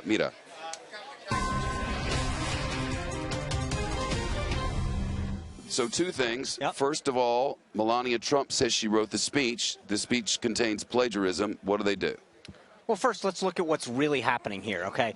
It was a 14-minute speech, 1,400 words, and there were 50 words that are in dispute of 3 common phrases, right? So that's what we're talking about. And when you look at a couple of these phrases, so let's look at what Melania Trump said. She said, you work hard for what you want in life. Akon said, you work hard for what you get in life. John Legend said, work hard to be anything you want in life. Play the SOTs, please. When you... We're going to play the SOTs. Okay. Let's listen.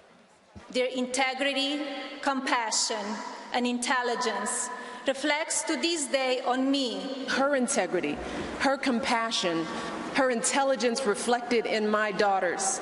That your word is your bond, and you do what you say and keep your promise. Your word is your bond, that you do what you say you're going to do. And we need to pass those lessons on to the many generations to follow. Pass them on to the next generation. Because we want our children in this Sean, nation. it is what it is. I mean, is the strategy today to say John Legend said the same thing? I'm just curious. No, what it is to say that there are several phrases that are used. Your word is your bond. Shep, you can't tell me that you haven't used that as well. To play for this was, I give the Hillary Clinton campaign credit. They found a bunch of similar clips, went out and said she said the same thing. But this is not like paraphrasing a story, which is plagiarism. That's what plagiarism is. What she said are phrases that have been said by everyone, not just, you know. So this is a non-thing. No, I think this is a faux controversy that is being made up to undermine what was an amazing speech. Who made it up? I think the Clinton campaign is largely responsible for pushing this out. Well, that's not what I've seen. I mean, what I've seen is if you run this through a plagiarism software. No, but look at if you actually right. If you look at the speech side by side next to each other and see where there's 3 little phrases in areas where there's any overlap. Aside from that, it is all her. So I think that this is a bunch of people trying to make something out of nothing. Okay. I mean, look, let me just give you one more. This is what Melania Trump said. The strength of your dreams and your willingness to work from. That's what she said. Twilight Sparkle, who's one of the My Little Ponies, said this is your dream, anything you can do for your dreams. So if your goal is to find where there's parity between someone else said, I can get as silly as you want. I mean, you put the phrase through Google and it's going to spit a ton of stuff out. So when you use common phrases, which she did in 3 small areas of her speech that everyone uses, then you can find controversy. If you actually look at what happened last night, she gave an amazing speech. She spoke passionately and eloquently about the man that she knows and loves that's going to be our next president. Okay. Politico writes today that there is, look at this, there is a shadow convention going on, and it quotes President Bush the 43rd as saying, and I quote, as it goes to the screen. I'm going to read it off the screen, the quote. I'm worried, Bush told this gathered group, that I will be the last Republican president. Well, he doesn't need to worry, because we're going to elect another Republican president, vice president this November. Donald Trump and Mike Pence are going to win. This country can't afford Hillary Clinton, not just for the next 4 years, but for a generation, because that's what would happen. If she gets elected, 2 to 4 Supreme Court justices are at stake. That's the trajectory of this country for a generation, and we cannot afford it. Another quote from Politico today. And so, to an almost unprecedented extent, as 50,000 Republican activists, officials, and media pour into Cleveland this week, there is something of a convention within the convention. Many of these GOP titans, the intellectual and financial pillars of the party and its possible future elected leaders, are plotting a parallel course. They talk of the Koch brothers. It's a lengthy article. I'm sure you've read it. Is this not happening? Look, if people want to go out and find controversy and dissent, they can find it. It's a big country. We have 300 million people. But if you look at the amount of excitement, intensity, and enthusiasm that was in this building and around the world when people were watching that speech last night and what they're going to see over the next three nights, it's going to electrify people. Is there a shadow convention on the way? Not that I'm aware of. It must be a small little shadow because I haven't seen it. So, I mean, look, we started here last August on the debate stage on this floor, 17 amazing candidates. We've whittled it down to 1. In the process, we shattered debate ratings. We shattered turnout. More people than ever before turned out, and Donald Trump got more votes than any Republican candidate ever before. The people have spoken. The party's united. We're going to win in November. Is it so? It seems like what we're doing is just not acknowledging. Well, like, I mean, we don't I think acknowledge the speech. We don't acknowledge that this shadow campaign is going on. It's not that everyone in the world isn't talking about it. They are. The Koch brothers, the big money, Paul Ryan sitting on the side with his comment Paul Ryan the other speaking day. tonight. I know, but I mean, you heard his comment the same way I did. You know, you don't want people to not do what their conscience tells them is right. I'm just and you also saw Paul Ryan put out a statement praising the selection of Mike Pence, a man who served in Congress, who served as governor of Indiana to tremendous success, one of the best bond-rated states in the country, amazing job creation, great relationships in Washington. So, I mean, I guess How'd you feel like the 60 Minutes interview went? I think they did great. I think they've got amazing chemistry. They complement each other much. I mean, the problem is everybody wants to look for the differences. But what makes this a great ticket is they complement each other. If you're looking for parity and 100%. Cut it off. Cut it off. Amazing chemistry. He's a really nice guy. He really is. And he has a very tough job. Has anyone looked at that 60 Minutes interview and said off the top of their heads they have amazing chemistry? There are a lot of things you might come up with. That's not it. But maybe they're a good match. Maybe their yin and yang is a good combination. Words matter. They have the best words. And Sean Spicer said they have amazing chemistry. Maybe they're a good mix. You're so good. Maybe we didn't see everything. Because you know they edit like we do. We edit interviews. Hi. That's weird. No. You've got a lot of fans. Some of them are fans. Some are not. But actually, Donald Trump said to O'Reilly last night, inside that thing that happens at night on the TV, said to O'Reilly, no, they were fired of me in the edit. It was fair. 60 Minutes said it was fair. I'm like, really? I mean, they got nowhere to go with this now. You didn't feel the love? You didn't feel the sparks, the chemistry? You didn't see it. You didn't. I watched it. But it doesn't matter to me. I don't care if they get along or not. I don't care if they have chemistry or not. No vice president has ever made a ticket. Yeah, I don't think they've No vice president has ever moved the needle much. It doesn't move the needle. It's all silly.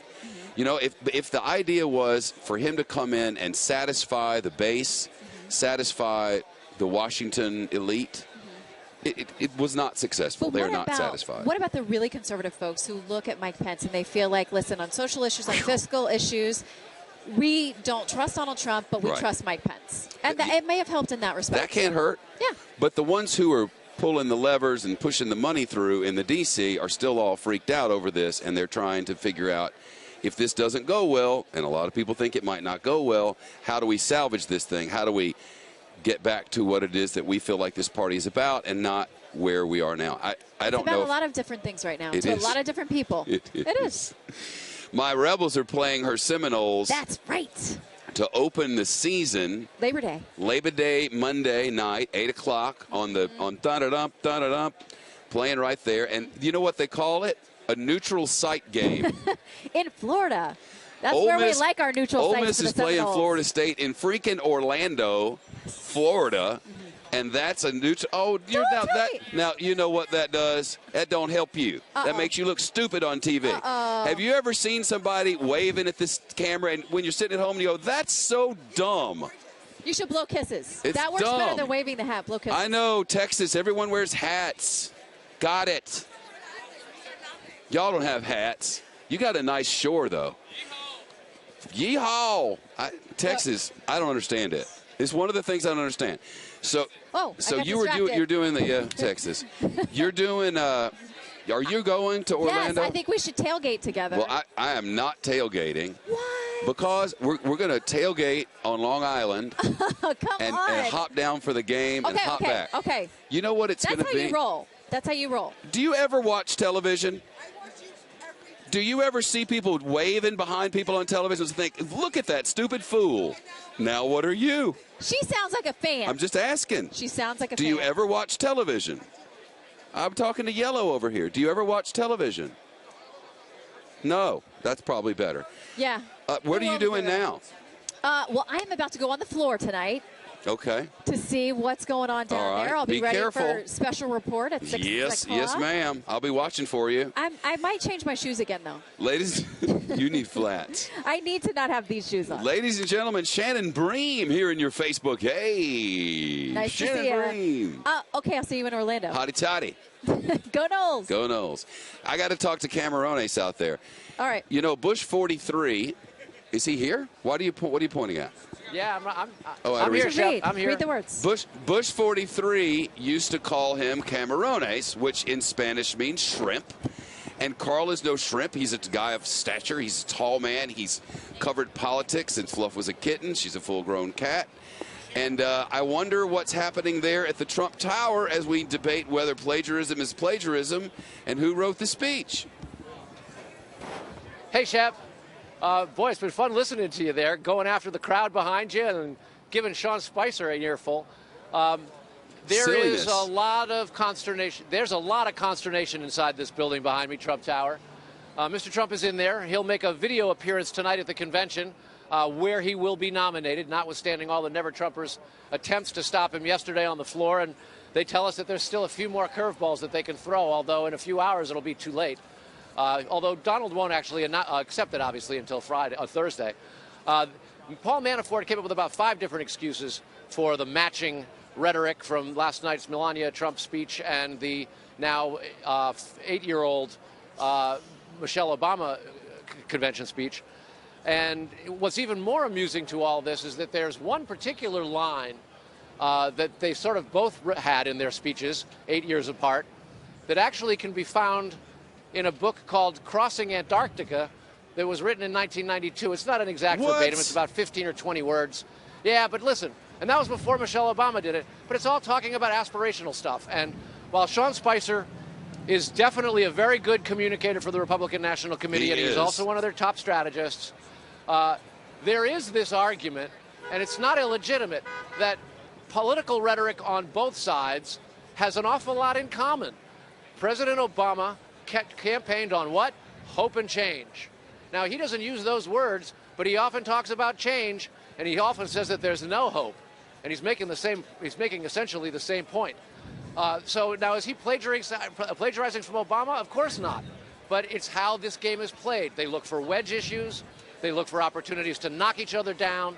And even though the country feels so terribly divided and we're so ridden by this violence in the streets, cop-involved shootings, cops getting shot, terrorism around the world, on an awful lot of issues, the Republicans and Democrats do still agree. And you were talking football just a few minutes ago, so here's the analogy, and I say it all the time when I'm talking to those folks behind us who won't get a hell out of a shot. It's that when you're talking high school, college, or pro football, and it's 4th and inches, the linemen don't just say, oh, we're only going for 4 inches, so we're not going to fight. They rip each other's helmets off. They put even more into it when the difference is small. And the Republican and Democratic Party, even though they agree on some big things very, very, very aggressively, on a ton they agree with. They just don't want to lose. So they throw everything. They rip off the helmets, they rip off the shoulder pads, they kick, they scream, they gouge. And We're seeing that in this presidential race, and it's going to be increasingly negative. It's a cliche, man. They're the two most unfavorable presidential candidates in the history of polling. So what do you think they're going to talk about? How great they are? It's not going to fly. The only way either one of them can win is by beating the other into the ground. You talk to all of these Pauls. You talk to all of them all the time. I've been talking to them forever. It is not a secret, even before Politico wrote it today, that there are two things going on here. There's this campaign, there's this Trump convention that's happening. It's absolutely happening. And there's this bunch of other people, some of them with a bunch of money and some of them with a bunch of power and influence. And they've come together and they're trying to do another thing. And that is save the country from after, as they put it, this thing collapses and burns. It's existing. There's a shadow campaign. I don't blame them for not wanting to talk about it. If you're Sean Spicer, of course you're not going to talk about it. That is not to say it is not the truth. Let me give you another perspective to exactly that. It's also true that some of the very delegates and some of the very GOP poobahs in Cleveland now who are professing to support Trump were deeply involved in writing the party platform, which in a few cases had some Trump language and some Trump goals, but in a lot of cases had things specifically that they wanted in there to hem in the Republican nominee. The LGBT, the pro-life stuff. Trump doesn't agree with that. But conservatives made sure that they got that stuff in there so that notwithstanding whether he wins the presidency or not, the party will be on the record with principles that Trump doesn't always share. Even some of the people who are professing to be with him participated in making the platform very conservative to fence him in. The music just started playing. I don't know. Zeke Miller's here from Time. Do you have any music complaints? It's a little loud, just a little loud. No, it's more than that. It's like, what is this music you were playing? Has there been any music since the year 2000? No, it's certainly not. I don't hear Zeke. Turn Zeke up so I can hear him, please. Go on. Can you hear me now? No. Keep talking. I'll keep talking. Now I can hear you. There we go. You be nice. It's better when you're nice. Go ahead. No, the music selection seems to be heard like let's stay together and all that a few times. They're having fun. So what's happened here is they've just cranked up the band, and in 15 minutes they're going to start the call to order. They'll be the national anthem. We'll let you hear that here on the Facebook. Invocation, the pledge, the whole rigmarole, and then we'll finally get around to ending the primary for the first. After 4 years of this, Donald Trump will be the nominee tonight. Yeah. And I know Time and Politico are kind of like, I don't know, on some level you're probably competitors or something, but it's not like you don't read them. Yeah. I mean, I watch a little CNN and MSNBC, so. But Politico, it was interesting that I thought the way they spelled out this shadow campaign and how it works. Carl was just talking about how they're working on the platform. Koch brothers and their money, they don't care about that. Yeah, they said they don't. Yeah, I mean, a lot of people don't care about the platform, maybe because it's a document that comes out once every 4 years and goes away just as fast. Yeah. But at the same time, the Trump campaign didn't really care about the platform either, despite all of the sort of the comments from Donald Trump about things like the Johnson Amendment or trade. They didn't really care all of that much. They just wanted it to look a little bit more like Trump's influence on it. This was really drafted by the RNC with the help from the Capitol Hill. And this has really never really ever been much more than that. And this shadow campaign that you read about, that is pick up the pieces later in case this thing crashes, and they seem to think it's going to crash. But I don't have an opinion on that. But that's what this bunch thinks, and they're waiting to catch it. Is that the kind of thing that will cause them problems? I mean, is it causing them problems with the rank and file? I mean, if you think about the forces that brought Donald Trump to the nomination to begin with, it was distrust with the establishment, distrust with the notion that the system was rigged. And, if anything, yesterday we saw the system being rigged a little bit in his favor. But, with Donald Trump, though, I mean, if he ever gets the sense that people are not working 110% in his favor, that he's going to use that to blame the party for his defeat. Yeah. And that's going to be even worse for the party establishment, the folks who are sort of trying to hold that safety net and catch the party when it falls. That's probably going to be counterproductive. If at this point, if Republicans want to hold their party together, the best shot they have is to get fully behind Donald Trump. Did you see the quote that Politico had of President Bush the 43rd? Yeah. Saying in a group of these people, I fear that I'm going to be the last Republican president because of this. That's what he was talking about. Yeah, exactly right. I mean, and he very well may be, because for a lot of Republicans, it's if Donald Trump wins, the Republican Party that they knew, that they grew up in, if there are the Bushes, I mean, that's dynasty. I mean, the party of free trade, all of that sort of seems to move by the wayside. It's a different party. It's a realignment. If it's Donald Trump loses, he very well could take the party with him by blaming the party for that defeat. And we saw some of that in the primary. And if his supporters walk, that's a party that can't win ever. Even if it exists, it can't win. What can they do tonight? Do you have a thought on that? I mean, we know who the lineup is tonight. There's a couple of Trump sons speaking. Who else? Paul Ryan speaking. Yeah, Paul Ryan, we've got Chris Christie speaking. I mean, it's sort of more politicians tonight than we're probably going to see the rest of the week. It'll be interesting to see whether or not they will fully get behind Donald Trump, or we'll see more of the, oh, here are all the good things Republicans are doing, and this guy Donald Trump, you guys might want to vote for him too. Will they make him? Will they bring him into the tent? Will he become a real Republican tonight, or will he be sort of the Republican Party and Donald Trump, or will it be Donald Trump as a member of the Republican Party? The line that Paul Ryan has been walking is a very thin one, and it's treacherous in that area. He's trying to be the guy who upholds the principles for later, and at the same time not be seen as an adversary to this bunch. And I don't know how long you can maintain that. I mean, we've already seen that tension every day on Capitol Hill in those press conferences when he has to answer for whatever Vote Donald your Trump, conscience. That or everything Donald Trump said, the day before, where he's coming out and saying, well, I like Donald Trump, but what he said last night was stupid or wrong or counterproductive.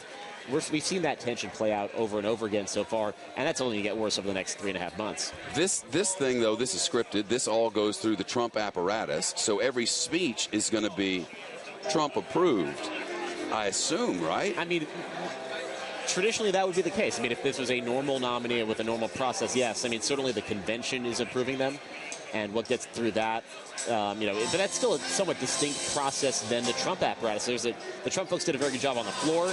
They haven't really taken over the levers of power here. This is the RNC-run operation through and through. We've seen that time and again. So it's possible somebody would have a line here and there that Trump won't like, probably wouldn't make it through the RNC because they're trying to display unity. But the Trump folks aren't going in and rewriting other people's speeches to make them more sort of complimentary towards Trump either. Do you think that we'll be able to glean anything from this Paul Ryan speech, or do you expect something sort of cookie cutter? I think we'll hear him talk about a lot of the same things he has in the past. I mean, he's done a whole bunch of policy rollouts, his opportunity agenda, things like that. That's what I'm expecting. If he comes out and does something more forceful in favor of Donald Trump, that would be a very big sign that this party is coming together in a way that maybe actually does stand a chance in November of sort of keeping itself together. Because the worst thing would probably be for the Republican Party is if they sort of all abandon him before and then they end up losing. That ends up being sort of could lead to the breakup of the party. And in the end, we've been witnessing a lot of Trump family. The people who try to analyze these things suggest to me, well, one of his main goals is to get his numbers up with women. You bring out your wife, you bring out your kids, you show family. And then there's this other crowd that says, he's just hanging out with his family, giving everybody a stage. I don't know what it is. The first one makes a little more sense to me. Oh, yeah, absolutely. I mean, the question is, can you really redefine somebody who has spent his entire adult life in front of in the tabloid press and on television? That's a really hard thing to accomplish for any politician ever. But for somebody that well defined, how do you then go back and say, oh, this character that you've seen on television is just that, a character, and there's this whole Donald Trump in private, when he's brought the cameras behind into his private life for decades. So it's a very, very hard thing for him to do. At the same time, I think we're also seeing a lot of sort of conservative zeitgeist sort of tapping into the it of the Republican Party on stage. The focus on Benghazi, on illegal immigration, things like that are really firing up the Republican base. That they're hoping will also bring the party together as much as the bring out the family, Ivanka, Melania will sort of cater to and maybe expand the tent a little bit as well.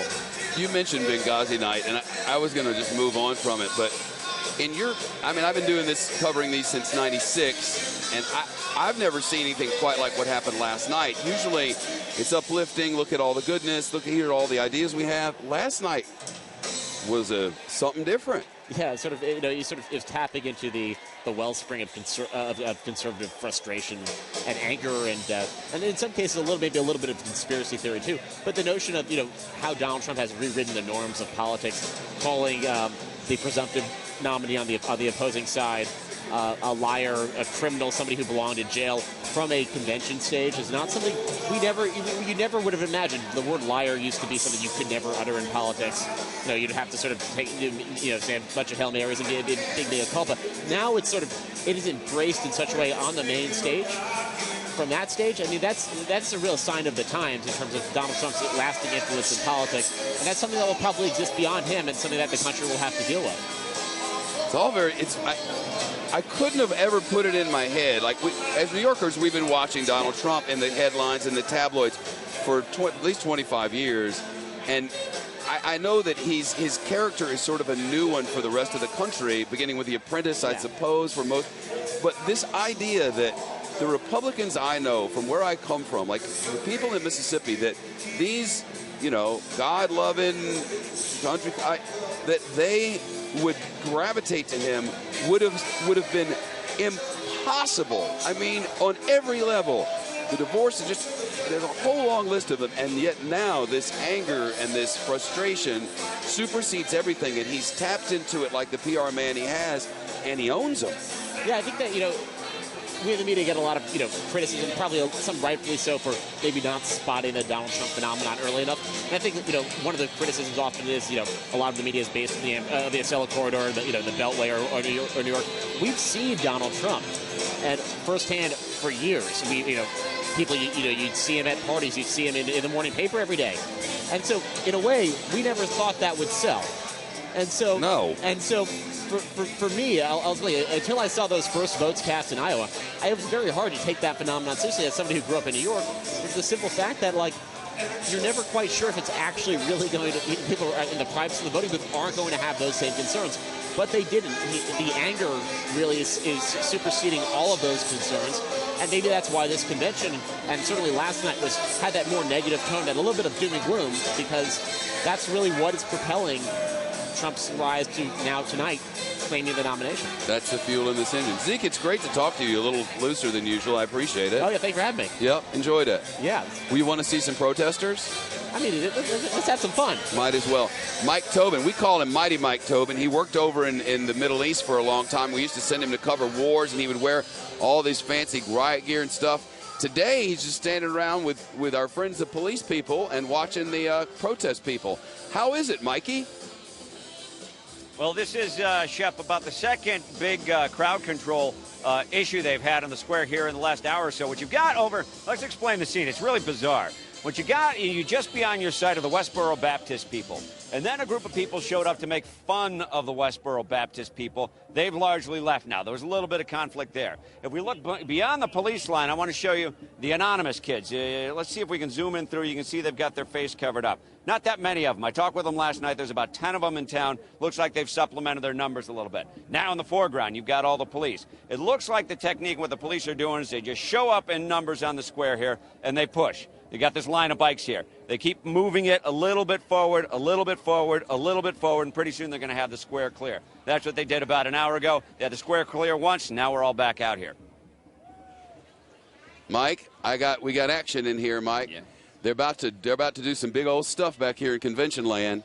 Look up there. The voice of God is coming, I'm told. That's what we call the disembodied voice that makes a statement, and then things happen. That's scheduled to begin. Who's done? Yeah, it's scheduled to begin in 3 seconds. 2, 1. Speak, voice of God. Told you. How about that? They're right on schedule. Here comes Reince Priebus, everyone. Reince Priebus to the stage, and away we go. Welcome to the third session of the 2016 Republican National Convention. The convention will come to order. To order, all Tonight, of you Facebook people, our order. colors will be I presented demand by order. our men and women in blue.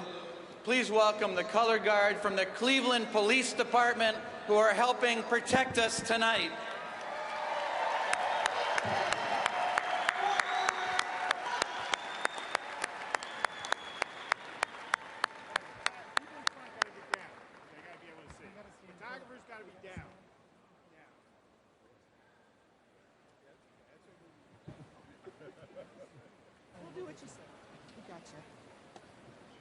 Stand up for the anthem.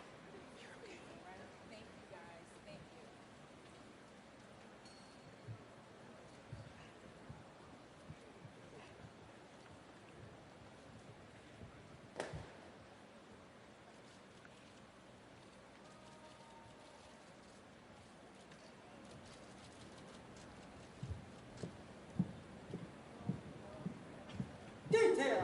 Paul. Left face.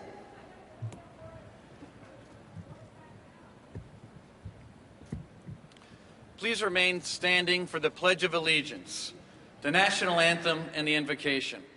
Representing countries from around the world, please welcome the patriotic nationality ambassadors Look at these who little will things lead us in coming out our here. Pledge How of cute Allegiance. are those little ones in the front there, Facebook? All right, Facebook, we're going to shut up while they do the national anthem because to do anything else would be wrong. And then after that, we're going to talk. And if you want to see Paul Ryan, you have to turn it on the TV. We're not doing it on the Facebook, and that's it. Okay, listen. I pledge allegiance to the flag of the United States of America and to the republic for which it stands, one nation, under God, indivisible, with liberty and justice for all. All right, please welcome lifelong Browns fan Dan Polk, who will sing the national anthem.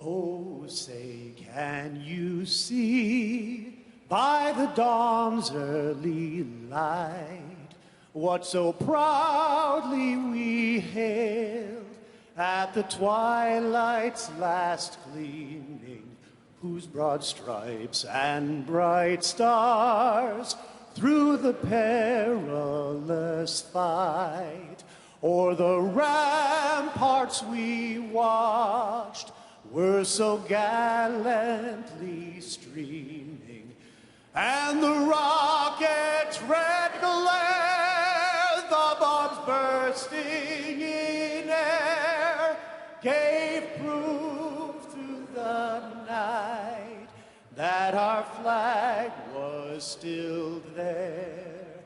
Oh, say, does that star-spangled banner yet wave o'er the land of the free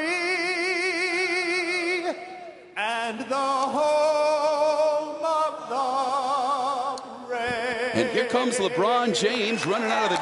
Here he comes, the world champion Cleveland Cavaliers. Actually, no. It's just more convention stuff. Like I said, Paul Ryan's going to speak in a minute, but we're not listening to him here because that's not what we're doing here.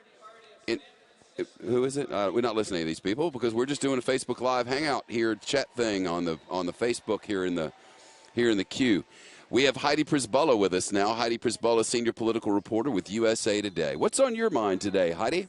Well, I'm following Hillary Clinton from the GOP convention, so That's who you follow. That's I sort of follow your beat. Hillary Clinton. That is my beat. Just All to right, be clear. That's the shadow convention, right? Well, the White House. We'll start about the White House first. You're following Hillary Clinton. They blame Sean Spicer and others are blaming Hillary Clinton and her camp for the whole plagiarism stuff.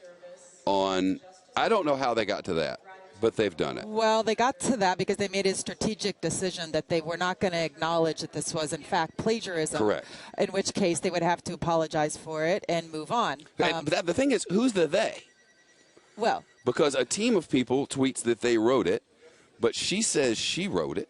She said she wrote it a while back before this controversy surfaced. So it's probably a little bit of all of that because I'm sure she is not a professional speech person who gives professional speeches. This is the first time she's ever done anything like this. I'm sure it was hugely intimidating. She did a great job at it, but she did not write that word for word. Yeah. So I'm sure there is some speechwriter who failed at her in a big way on this, but the strange part is there are no heads rolling. They don't seem to want to take ownership of this at all.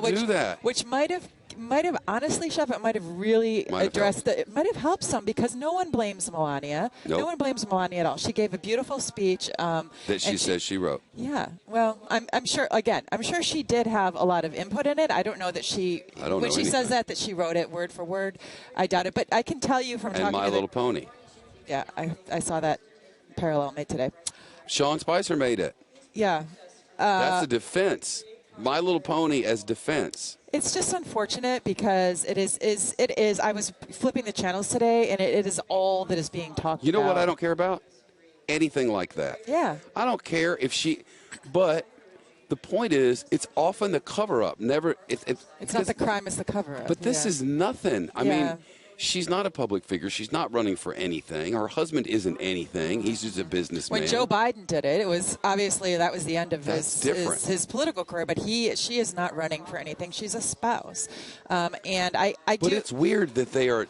It's not plagiarism. What do you think? We're high over here? Yeah, anybody who takes a look at it. I mean, you look at the tweets and the stories that are going out today. Even a lot of the Republican professional speechwriters are weighing in on this. Michael Gerson, George Bush's former speechwriter, saying there's no question. But what this is a symptom of is just a broader underlying disorganization in this campaign. It's not that Melania Trump was trying to plagiarize Michelle Obama or did anything intentionally. Of course not. So I, as a journalist and also as a human being, I hope that this just has like a short shelf life and that tomorrow we'll be talking about something else because it doesn't matter. I think they'll give us some more grist for the mill tonight. Yeah. It seems the grist is not hard to come by. Well, let's hope also that the Trump children will do something that here's the only place I'm going to be critical of Melania is that we were expecting that the overarching narrative and goal here in this whole convention is to humanize Trump, talk about Trump the father, Trump the husband, and to give some anecdotes about him so that it really makes it seem real and makes him, familiarizes him with the American people a little bit more in a more intimate way. Their goal, as you know, is to move beyond the base Republican voters who are already excited about him, to speak a little bit more to those independents, maybe speak a little bit more to women Republican voters, moderate women Republican voters who may be a little bit, queasy about a Trump candidacy, and make him a little bit more likable and personable by sharing some personal stories about him. Now, if the Trump children want to do what Melania didn't do, I think they'd be wise to share some of those personal stories about their father tonight. So we'll see, and hopefully they do. We've seen that historically. We've seen that done in convention after convention. The kids talk about the parents, and in some cases, the parents of the nominee or the people. That wouldn't be a bad move. Now, Paul Ryan is speaking now. And what they're going to do is the roll call, which is always kind of interesting. But Facebook fans, we're not doing that here. So what you can do is you can go to our app, go to the Fox News app if you want, and you can log on and watch our channel live. Same thing right here in the phone like you're doing now or on your computer. And the news channel is doing a special report on this right now. Republican National Convention, roll call, vote to begin shortly, but we're not going to talk about that here. Paul Ryan's, well, first of all, before we finish Hillary Clinton, you cover Hillary Clinton, and you have throughout this, and we've had you on to talk about that. I heard them described at the White House as gleeful over last night's festivities. How would you describe, based on the people who are covering Hillary Clinton, their positions today? I'm going to be honest, there was a little bit of snickering because they are having this press conference every morning to kick off for reporters to kind of respond to whatever the news was from the last night. And they said, honestly, we debated in the staff meeting whether we should step on the message today at all because the Republicans had kind of done such a good job of it for us yesterday, looking at the news headlines of kind of beginning the day with Manafort trashing Kasich, and then the tensions on the floor over the rules, and then wrapping up at the end with Melania, which was a very well received speech. Loved it.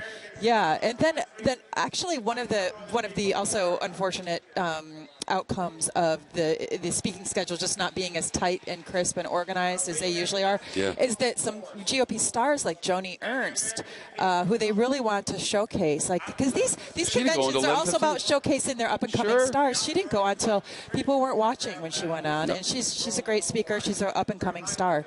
And there were two after that. I mean, she didn't go on until like 11:20. Right.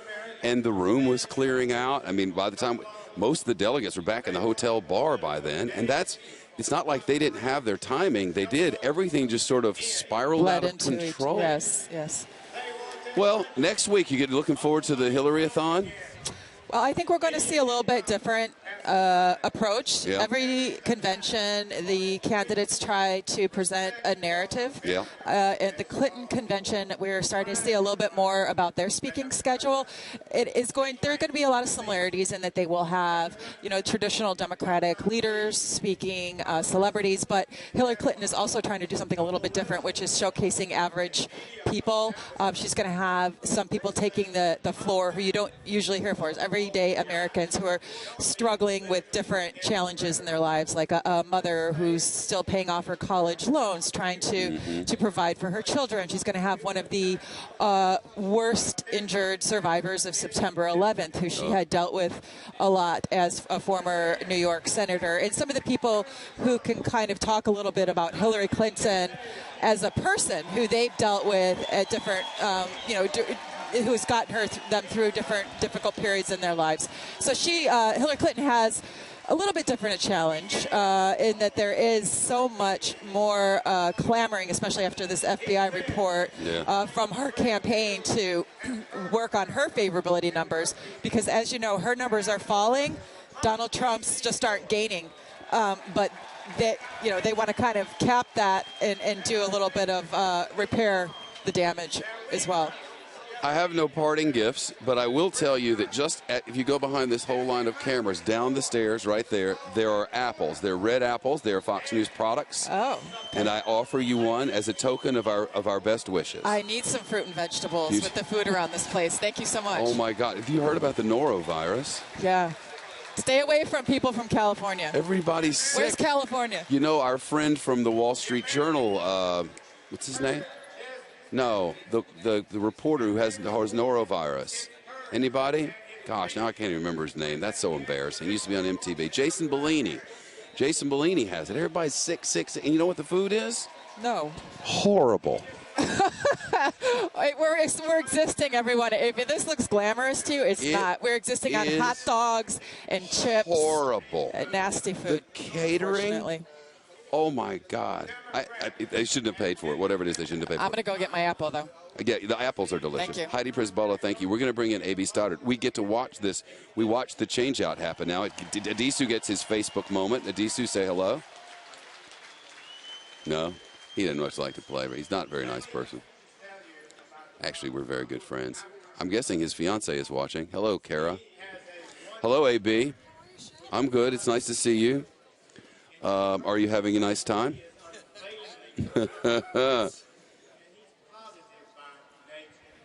two-location thing is something, isn't it? What's that? The two-location thing? That we have different locations? Are you always here? No, we have locations all over this building. Because I've been from the convention to the site to here 3 times today. This is where the bad people are sent. This is like purgatory. How am I supposed to process what's been going on? I mean, we started the day yesterday.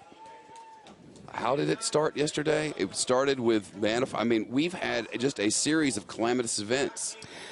Yeah, I think that the insulting Governor Kasich of Ohio, who's very popular here, but also very popular among the Republican Party faithful, and other governors. Didn't go well. And it was just a mistake. And then you went on to Donald Trump tweeting that CNN was putting people on panels that were too critical of him, and obviously he wasn't watching the convention. He was watching TV on the first day of the convention. And then we had the thing with Melania. He also called in to Bill O'Reilly, as you know, while Pat Smith was talking about the death of her son and how much she was embracing Donald Trump instead of Hillary Clinton, whom she blames for her son's death. And the problem with this is there's just a bunch of drama and distraction that these people don't want. They really wanted a couple of smooth days where you would have some unity, and there's still a chance for that. But day one was a little crazy, and obviously day two is taken up with this plagiarism story and many different versions of it from Paul Manafort. Yeah, their strategy seems to be to deny that there's plagiarism here.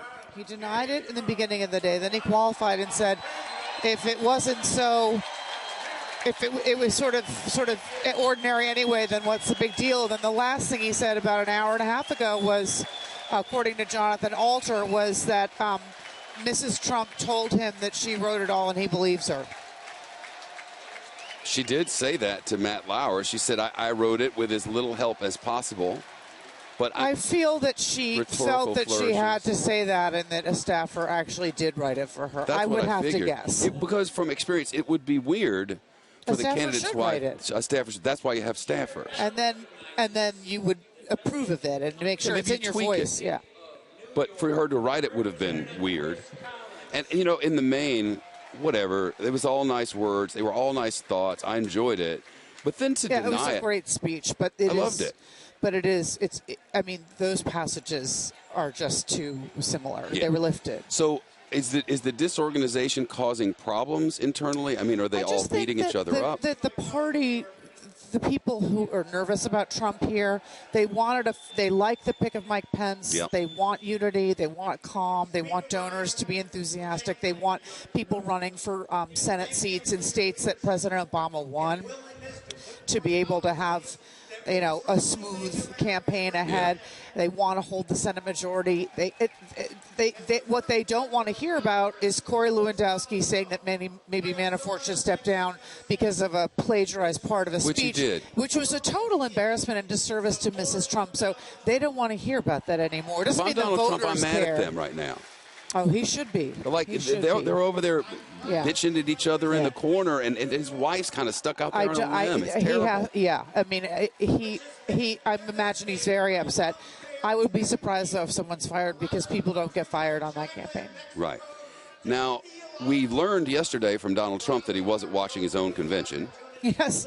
Because he was watching CNN. At least for a while. Yeah. And then later, by the time Joni Ernst took the stage, he was on the plane. Yeah. Joni Ernst was speaking to a near empty room. And thank goodness the Iowa delegation stuck around, you know, to be loyal. But Shep, this is a combat veteran, the first woman to win statewide in Iowa. She was a big get. She should not have been on at the end of the night when everyone was going home and they were tired. And actually, I don't blame the delegates who left after Mrs. Trump spoke because they thought that was the end of the night. That was the highlight. Right. And by the way, it was 10:30. Bars are only open until 2. They thought that was the crescendo. They were out of there. Yeah. Well, we'll see what happens tonight. We were talking, and we're going to get out in a minute. The thing about being on Facebook, you don't have to start at exactly 5. Right. You don't have to end at exactly 6. But they could get some things accomplished tonight on the family front with these sons. Well, the kids I expect to be great. Every one of the Trumps I think will be great. They're his best asset. It's Speaker Ryan, Majority Leader McConnell, Majority Leader McCarthy, lawmakers who are going to get up and they really need to sort of promote and project unity, even though they have fundamental policy disagreements with him on things like trade. Did you hear that? They're calling the roll. Listen to that for a second. Our country's safe again. He said he's going to build a wall. Not building a wall. Didn't they already admit they're not building a wall? Trump is going. Or did they not admit that yet? I think they've admitted they're not going to have a deportation police for 11 million people. I mean, I don't know what they're going to do. It's hard, really, to keep a straight face and just be a reporter on it, isn't it? Well, the thing is that's so interesting is that Donald Trump's most fervent supporters don't really care if any of those things come to pass. But I cover the Congress mostly, and when you speak to them, they say, of course that's not going to work out. No.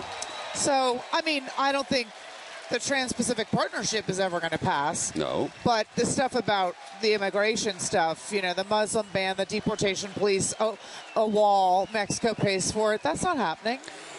The polls show the people are for a religious test for entrance into the country. Yes. That's crazy. Well, this is America. It's unconstitutional. Yeah. And Speaker Ryan has said so.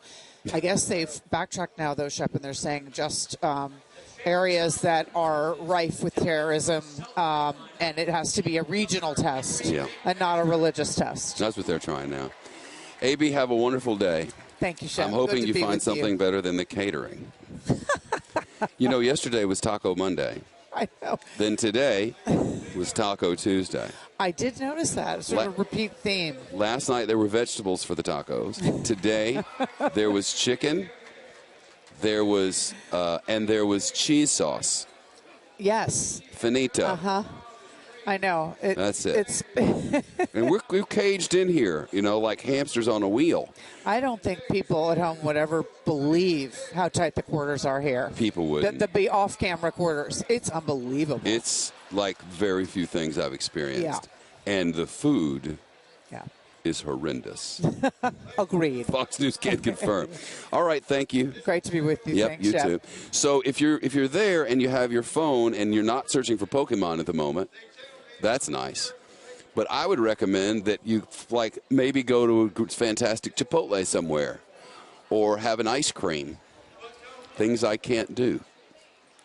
So I'm told that we're going to do this again tomorrow. We do it at 5 o'clock Eastern Time, 2 o'clock Pacific Time, 10 p.m. in London. And we're here on your Facebook anytime. You want to just drop by, we'll try to shoot straight with you. And we're at foxnews.com, the app, and foxnews.com, the website. And I hope you'll tune in tonight for convention coverage live on the Fox News channel, both of you watching. So have a great Facebook day and keep it real. This is Fox News Channel, America's choice for news and information on cable, 20 years and counting.